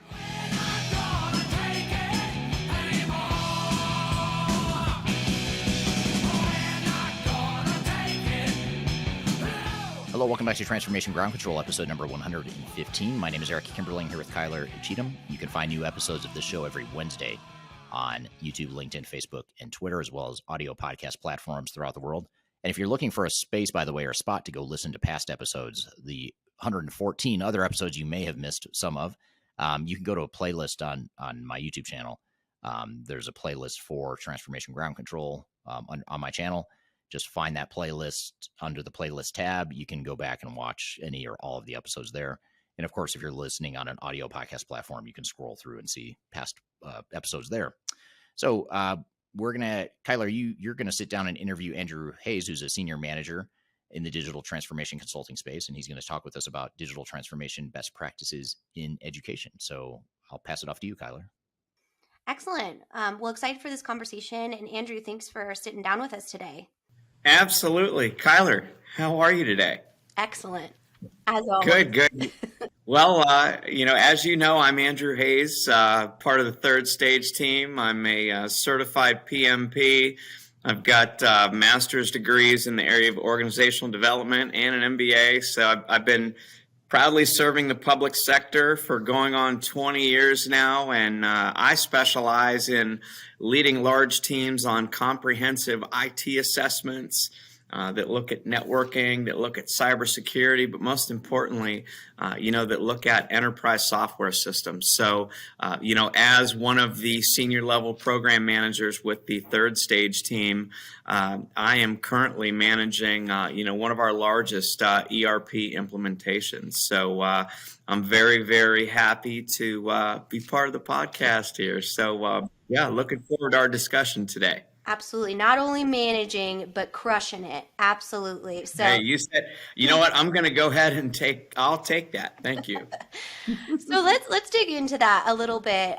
So one of the industries that we've seen some of the biggest transformations when a business or support standpoint from IT is the education-based community. So can you kind of talk about that evolution over the last couple years with the COVID-19 pandemic and just the need for new technologies or business processes within that specific industry? Absolutely. Well, I mean, one thing we constantly talk about here at Third Stage is that digital transformation. And I mean, when you really look at, not only in the city government space, but, even here in the educational space, what you can do in the ERP environment these days is just absolutely amazing. And, when I look at specifically the huge project that Third Stage is overseeing right now,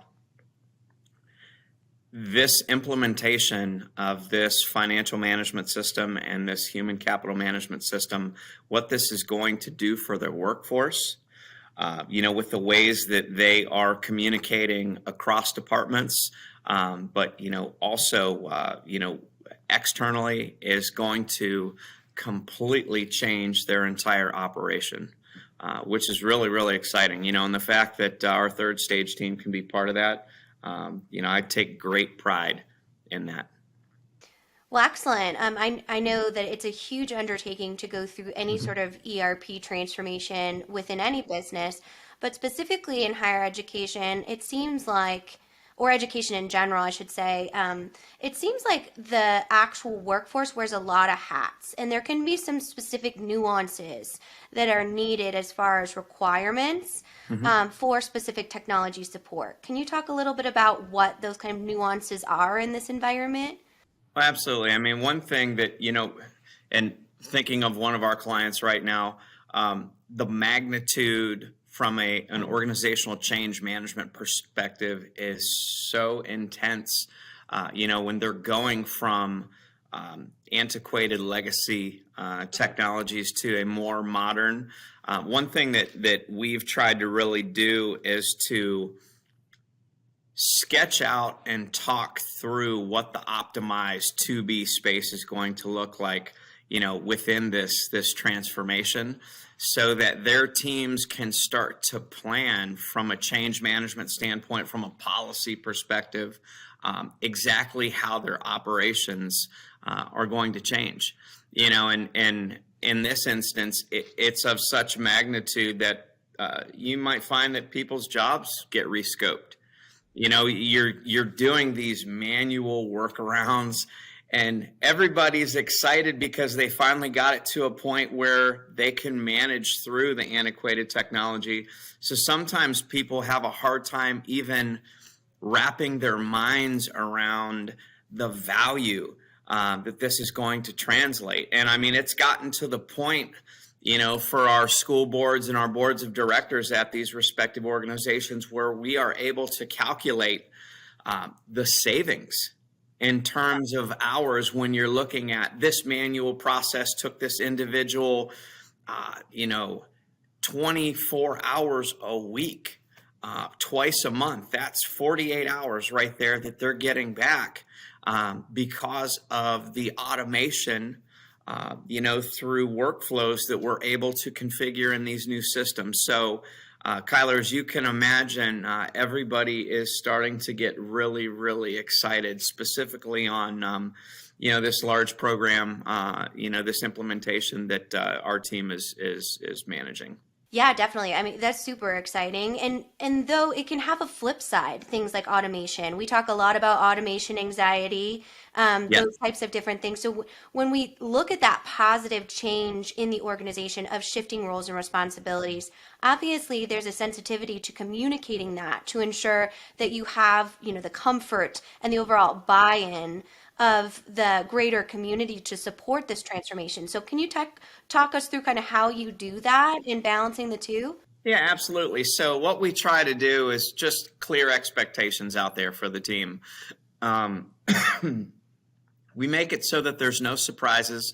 We're meeting with sponsorship on a weekly basis. As we start to approach go lives, we put together a formal communication plan. When you think about go live, how, as a program manager, as a PMP, how can I help the end user community to help me provide support to them? And what we do is we roll this out so they understand exactly what the changes are that are coming, how that's going to positively impact them, how they can prepare for it. We make sure that we're setting clear expectations for the timeline, for the levels of engagement. We are, in terms of the training artifacts that's coming out to them, we're setting clear expectations for what those are, what they mean. Specific to our go live, we're letting people know, hey, here's the phone line that you can call for support. This is the email. This is exactly what we need from you in terms of screenshots and errors that you're encountering. So that's something that we try to almost over communicate. As we've been going through the process of system integration testing and approaching the point where we start bringing the end users into the system to test it, we're making sure that our test cases are very clear, that our use cases are such that folks can easily understand what the actions are that we're testing. And we're having very positive feedback as we're starting to bring end users into the system. And I think, Kyler, from a cultural standpoint, the end users have to sell the success of the system to other end users.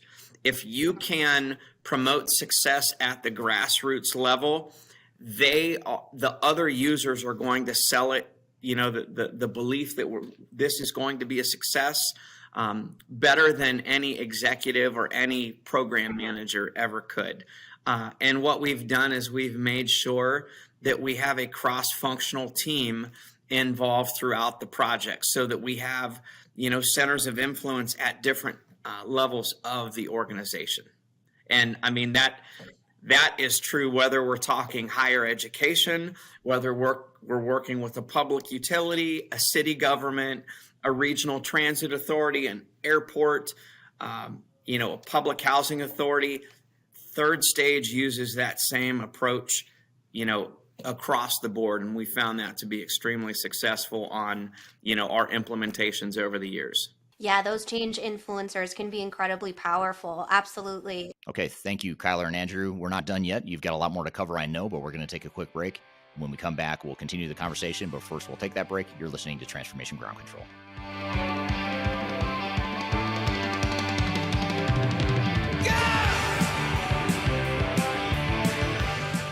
If you are aiming for transformation success, turn to Third Stage Consulting Group.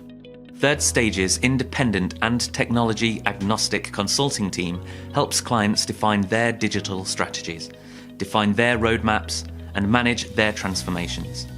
With offices in the US, Europe, and Australia, our team helps the world's most forward-thinking organizations through their transformation pitfalls and risks. If you are embarking on a digital transformation or business change initiative, contact Third Stage Consulting to see how we can help you reach the third stage of transformation success. Learn more about us and download independent reports, videos, and other best practices at thirdstageconsulting.com.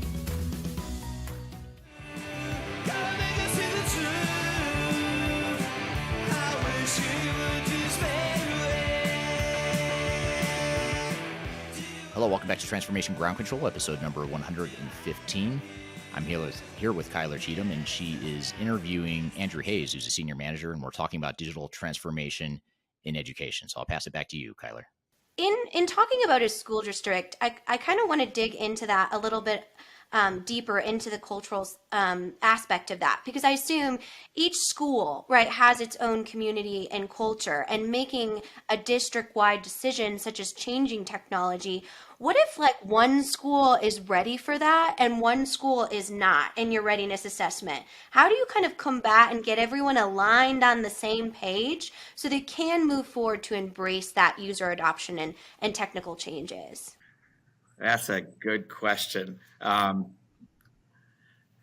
think it's important to understand how people receive and process information so that you are able to cater and package your communications in such a way that it makes sense to them. And I'm going to give you an example. There was a electronic content management implementation that I was running. This was years back, and one of the clients was having a difficulty understanding how this would translate to value for his department. And this gentleman was a big music guy, which so am I. Yeah, so is Eric. We all are. Yes, yes. So what I realized is he loved his iPhone, he loved his playlists, and this gentleman only viewed things through the lens of projects. And we were talking about metadata tagging and, file naming convention systems and taxonomy. And I was able to explain this in such a way that he understood that we would put all of the documents in a centralized repository like his iTunes library. And then he could create projects and add various documents through tagging. And I used the metaphor of creating a playlist, and he completely understood it. So back to your question, I think it's a matter of, for those school districts or, for those departmental employees that might have a mental block as to why workflow automation or, mobility, why that might translate value when they're used to, or even software as a service. Why they're, the things that the norms that they're used to, if you can speak their language, bring it into their own environment and demonstrate value, that can get them out of those preconceived notions and alleviate some of that fear that might be a stumbling block for that district or that department as to why they why they may have, some reservations to adopting new technologies. And from a change management standpoint, and that's technically what that's falling under, we make sure that we're spending the time and having that open dialogue, and that our third stage approach to program management and delivery brings them to a point where they are very comfortable and we can have these difficult discussions. So, and that's something that our team deals with throughout the day, every day. Yeah, I know you guys are experts in that. And one point I want to pull out there, because it sounds like you really focused on the power of listening and really having the unique human perspective of what it means to value an employee's perspective, like your music playlist there. And that's really powerful, because not only does it create success in getting that employee to speak that universal language, but it also makes them feel valued and cared about. And a lot of times empathy can be incredibly powerful in creating ROI, and that's often misunderstood in technology. Yes. So I have a question for you about specifically school districts. A lot of times we get pulled in when there has been an implementation failure, or when there is a project that's in need of triage. I just spoke to a district leader the other day here in the United States that talked about how they're going through a failure. So if you are considering, as any public entity, going through a digital transformation, what is the importance of engaging experts like Third Stage and understanding that outside perspective can often be an insurance policy? Because we know the most expensive part of a digital transformation is the re's, as we say, right? The redo, repurpose, rephase, yes, all of those. So can you speak a little bit about your interaction kind of in that triage?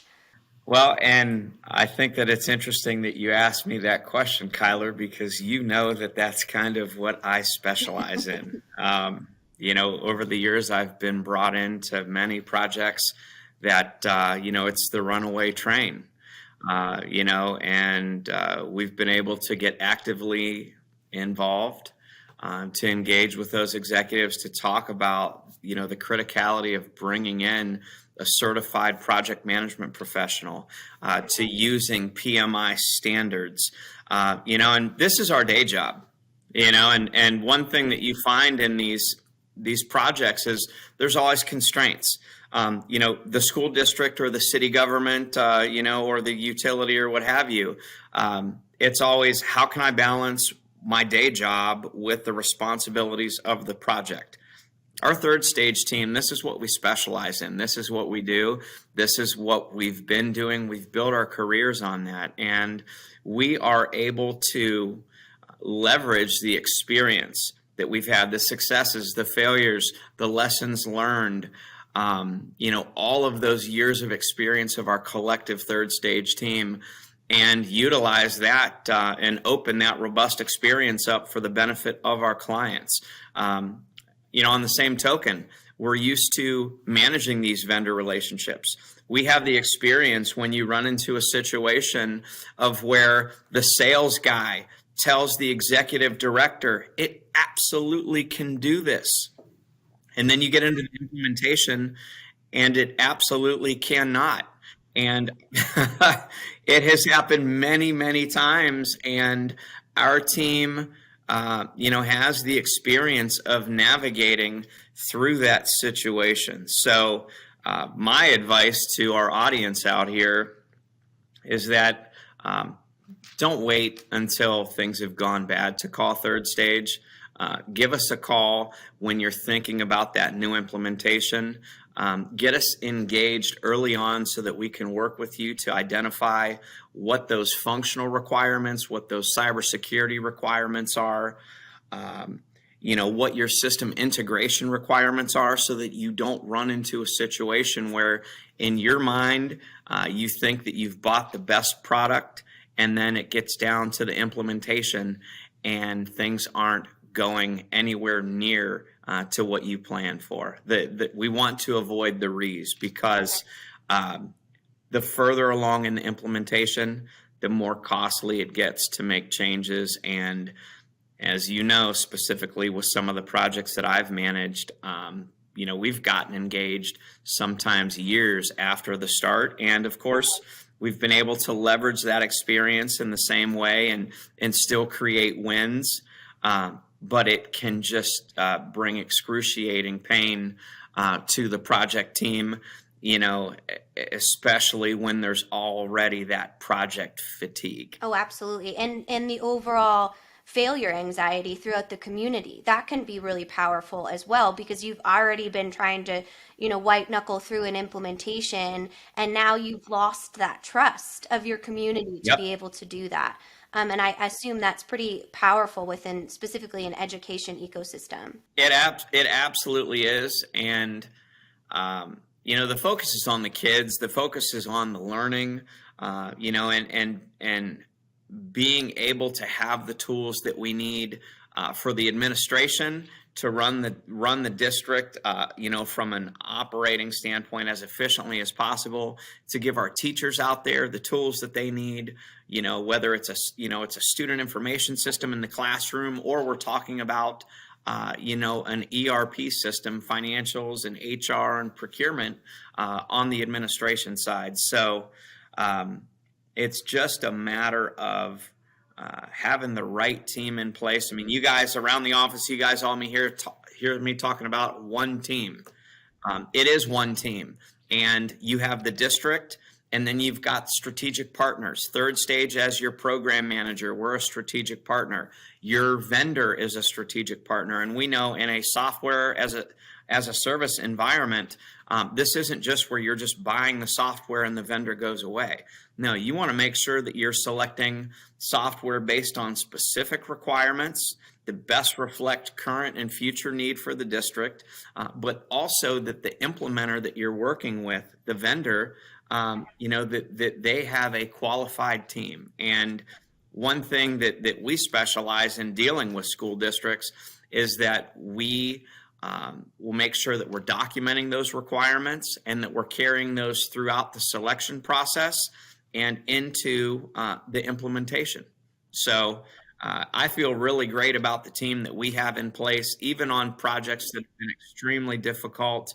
We have the experience here at Third Stage, to deliver even a very difficult implementation when we're brought in later on in the project. Absolutely. And just to wrap up here, one thing that you touched on that I want to highlight is that technology agnostic position that you have. Your dedication is only to the business goals of the organization. So in my final question here, Andrew, can you explain to us why that's important and what that means? Well, what my focus is, yes, I have a Rolodex, with contacts from all the vendors. I've been working in this business at a high level, Kyler, for nearly the last 20 years. But my focus is specifically on the requirements of my client, who may be that district, who may be that city manager, that county administrator, that executive director at a public housing authority. My focus is on what the superintendent's needs are and documenting those, and then putting together a rock solid requirement traceability matrix, and then evaluating our vendors, qualified vendors based upon that. Third stage specializes in putting together a qualified distribution list of vendors that we feel confident, could potentially serve our superintendents and the district that they represent. But my focus as an agnostic, is just making sure that we document requirements that best represent the current and future needs for the districts that Third Stage serves. Absolutely. And just understanding and navigating all of the different agendas there, because software vendors aren't terrible people, but they have a job, and it's to sell you software, right? Our job is to be dedicated to the objectives of the business and continuing through that third stage. So not just an implementation goodbye approach, right? Making sure that business value is realized. All right. Thank you, Kyler and Andrew. Great stuff. Appreciate having you both go through that, and appreciate having Andrew on the show. We've got a lot to cover. We're going to dive into some of those threads and follow-ups here in just a moment. But first, we're going to take a quick break. You're listening to Transformation Ground Control. Could you whisper in my ear the things you want to feel? I'll give you anything. Interested in working for a company that truly values your unique skills and experience? Here at Third Stage, we don't hire based on resumes alone. We look at the full candidate, experience, and willingness to provide excellent service for our clients. Within a technology, independent, and agnostic consulting firm, you have the opportunity to learn across industries with a diverse group of clients. Our consultants also have the opportunity to diversify their portfolio and learn across technology systems. If you're interested in joining a high-growth entrepreneurial organization, please reach out to us at work@thirdstage-consulting.com. Anything you ever dreamed to be complete. Yes, I'm enough. That's all. Hello, welcome back to Transformation Ground Control, episode number 115. And I'm here with Kyler Cheatham. Kyler, you did a great job interviewing Andrew, talking about digital transformation in education in the public sector. What were some of your thoughts and takeaways after leading that discussion with him? Absolutely. Well, I kind of want to flip it on your head here, Eric, for lack of a better term, and ask you some of the questions Not sure that what that means, but I know, right? Me neither. It's just it sounds awkward scary, as I usually am. But so Andrew talked about, and Andrew again is one of those PMs, much like Scott Janke, that has a lot of practical certifications and experience, has that organizational foundation, which is why he leads a project like we talked about in that case study that is so large with a school district entity that we work with here at Third Stage. I asked him, when it comes to getting alignment for a transformation or a technology implementation with an industry so large that it has these subcultures like schools, I asked him, what happens if one school is ready and one is not? So I thought I might ask that to you, maybe outside the public sector. What if you have a department, a location, a system that is ready, but the other side of the business might not be as ready? How do you kind of balance that to ensure that you're optimizing your project for success? Yeah, it's a great question, and it's something that's very real. Every organization has that, I would argue. Different departments, different locations are just going to have different levels of readiness and maturity that they're working with, and even risk tolerance and openness to change. All that stuff is going to vary from department to department or location by location. So one thing we do as an organization at Third Stage is we'll take clients through an organizational readiness assessment that identifies those differences, so that when you get, ideally, when you're going through the project planning phase, you're laying out what the plan is going to be for how you're going to deploy process and technology and organizational improvements. You have a realistic understanding of what it's going to take. You know that location that, is highly tenured, much more tenured than, let's say, location A. Location A is a newer organization. It's a smaller organization. Location B is highly tenured. It's been around for a long time. They've got really outdated technologies. They're risk adverse. They resist change in general. Those are two very different deployment plans, and you can't just take a cookie cutter approach and assume that you're going to take the same deployment plan for each of those locations. So the sooner you can identify those differences and understand those differences and then bake it into a realistic strategy and plan, that's the ideal state, is to do that up front. The problem is organizations don't typically do that. System vendors or system integrators and software vendors tell them that it's going to be more of a cookie cutter approach. No problem. We can knock it out in 3 months for each location or whatever it is.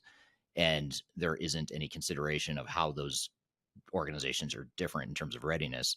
And ultimately, that level of readiness is what drives the implementation duration, the cost, and the complexity and the risk. And building on that, kind of like we talked about in this case study and overall conversation, and it happens all the time in businesses, a lot of times organizations will go at it at their own, with their own internal competencies, with the greatest intentions of achieving a digital transformation by themselves, but they lead to a failure. And then all of a sudden they have kind of this uphill battle with their organization or their culture that there has been that failure before. So how do you kind of turn the head, especially in a larger, more complex, different organization, of an implementation that has failed? How can you kind of clean that slate and set them up for success? Yeah, it's fortunately or unfortunately, depending on how you look at it, we have a lot of experience with helping clients clean up their own failures or someone else's failures. And it's something I think we're pretty good at and we're becoming good at. And I'd say it's certainly, first of all, it's a lot easier. It's cheaper. It's less painful if you just get it right up front. The problem is organizations get misled, or they don't, they have blind spots that they don't recognize. They think it's going to be easier than they think, and they get a certain amount into it and then get stuck or run into challenges along the way. So, but if you are in that position where that ship has already sailed, you're already in somewhat of a mess. The key is really just to just take a step back, and I don't want to say take a time out, because you don't necessarily need to stop everything, but you really need to question everything, because there are times where we go in and it's like, why do you have X number of consultants from your system integrator when you're not even ready for that specific technology yet, or we haven't even gotten to that phase yet, but the clients are, the consultants are sitting there letting the meter run on their work. Why are they here? Maybe we need to streamline or right size the level of staffing and support we have from our consulting partners, not because we don't want them there, but because it's not the right time. We're spending too much money on that run rate.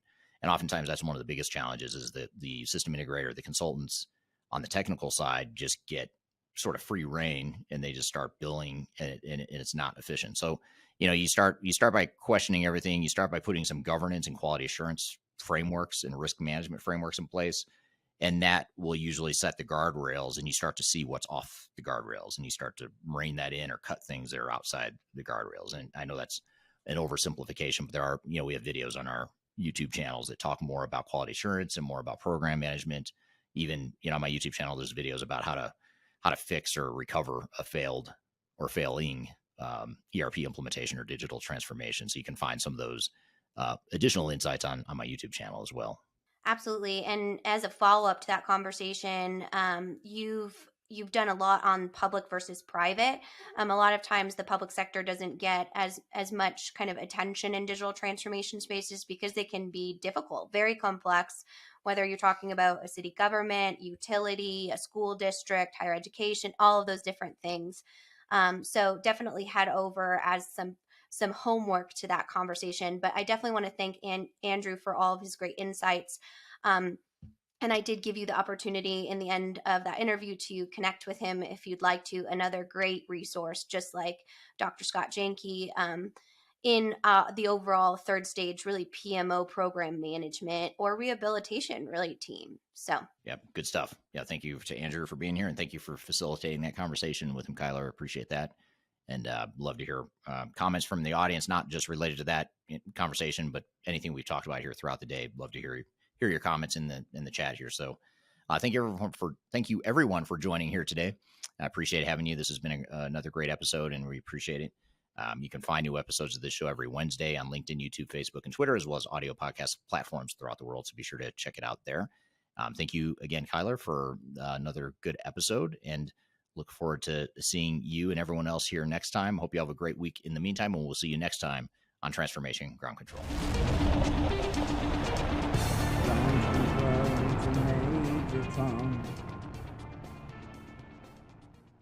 Top ties. Top ties. Okay, let's try it again. Take two. Okay. Strong start. Okay. How about that? Well, I'll start that part over and redo it. That sounds good. Just to make it right. Okay. So if I just say, do a quick intro, hand it off to you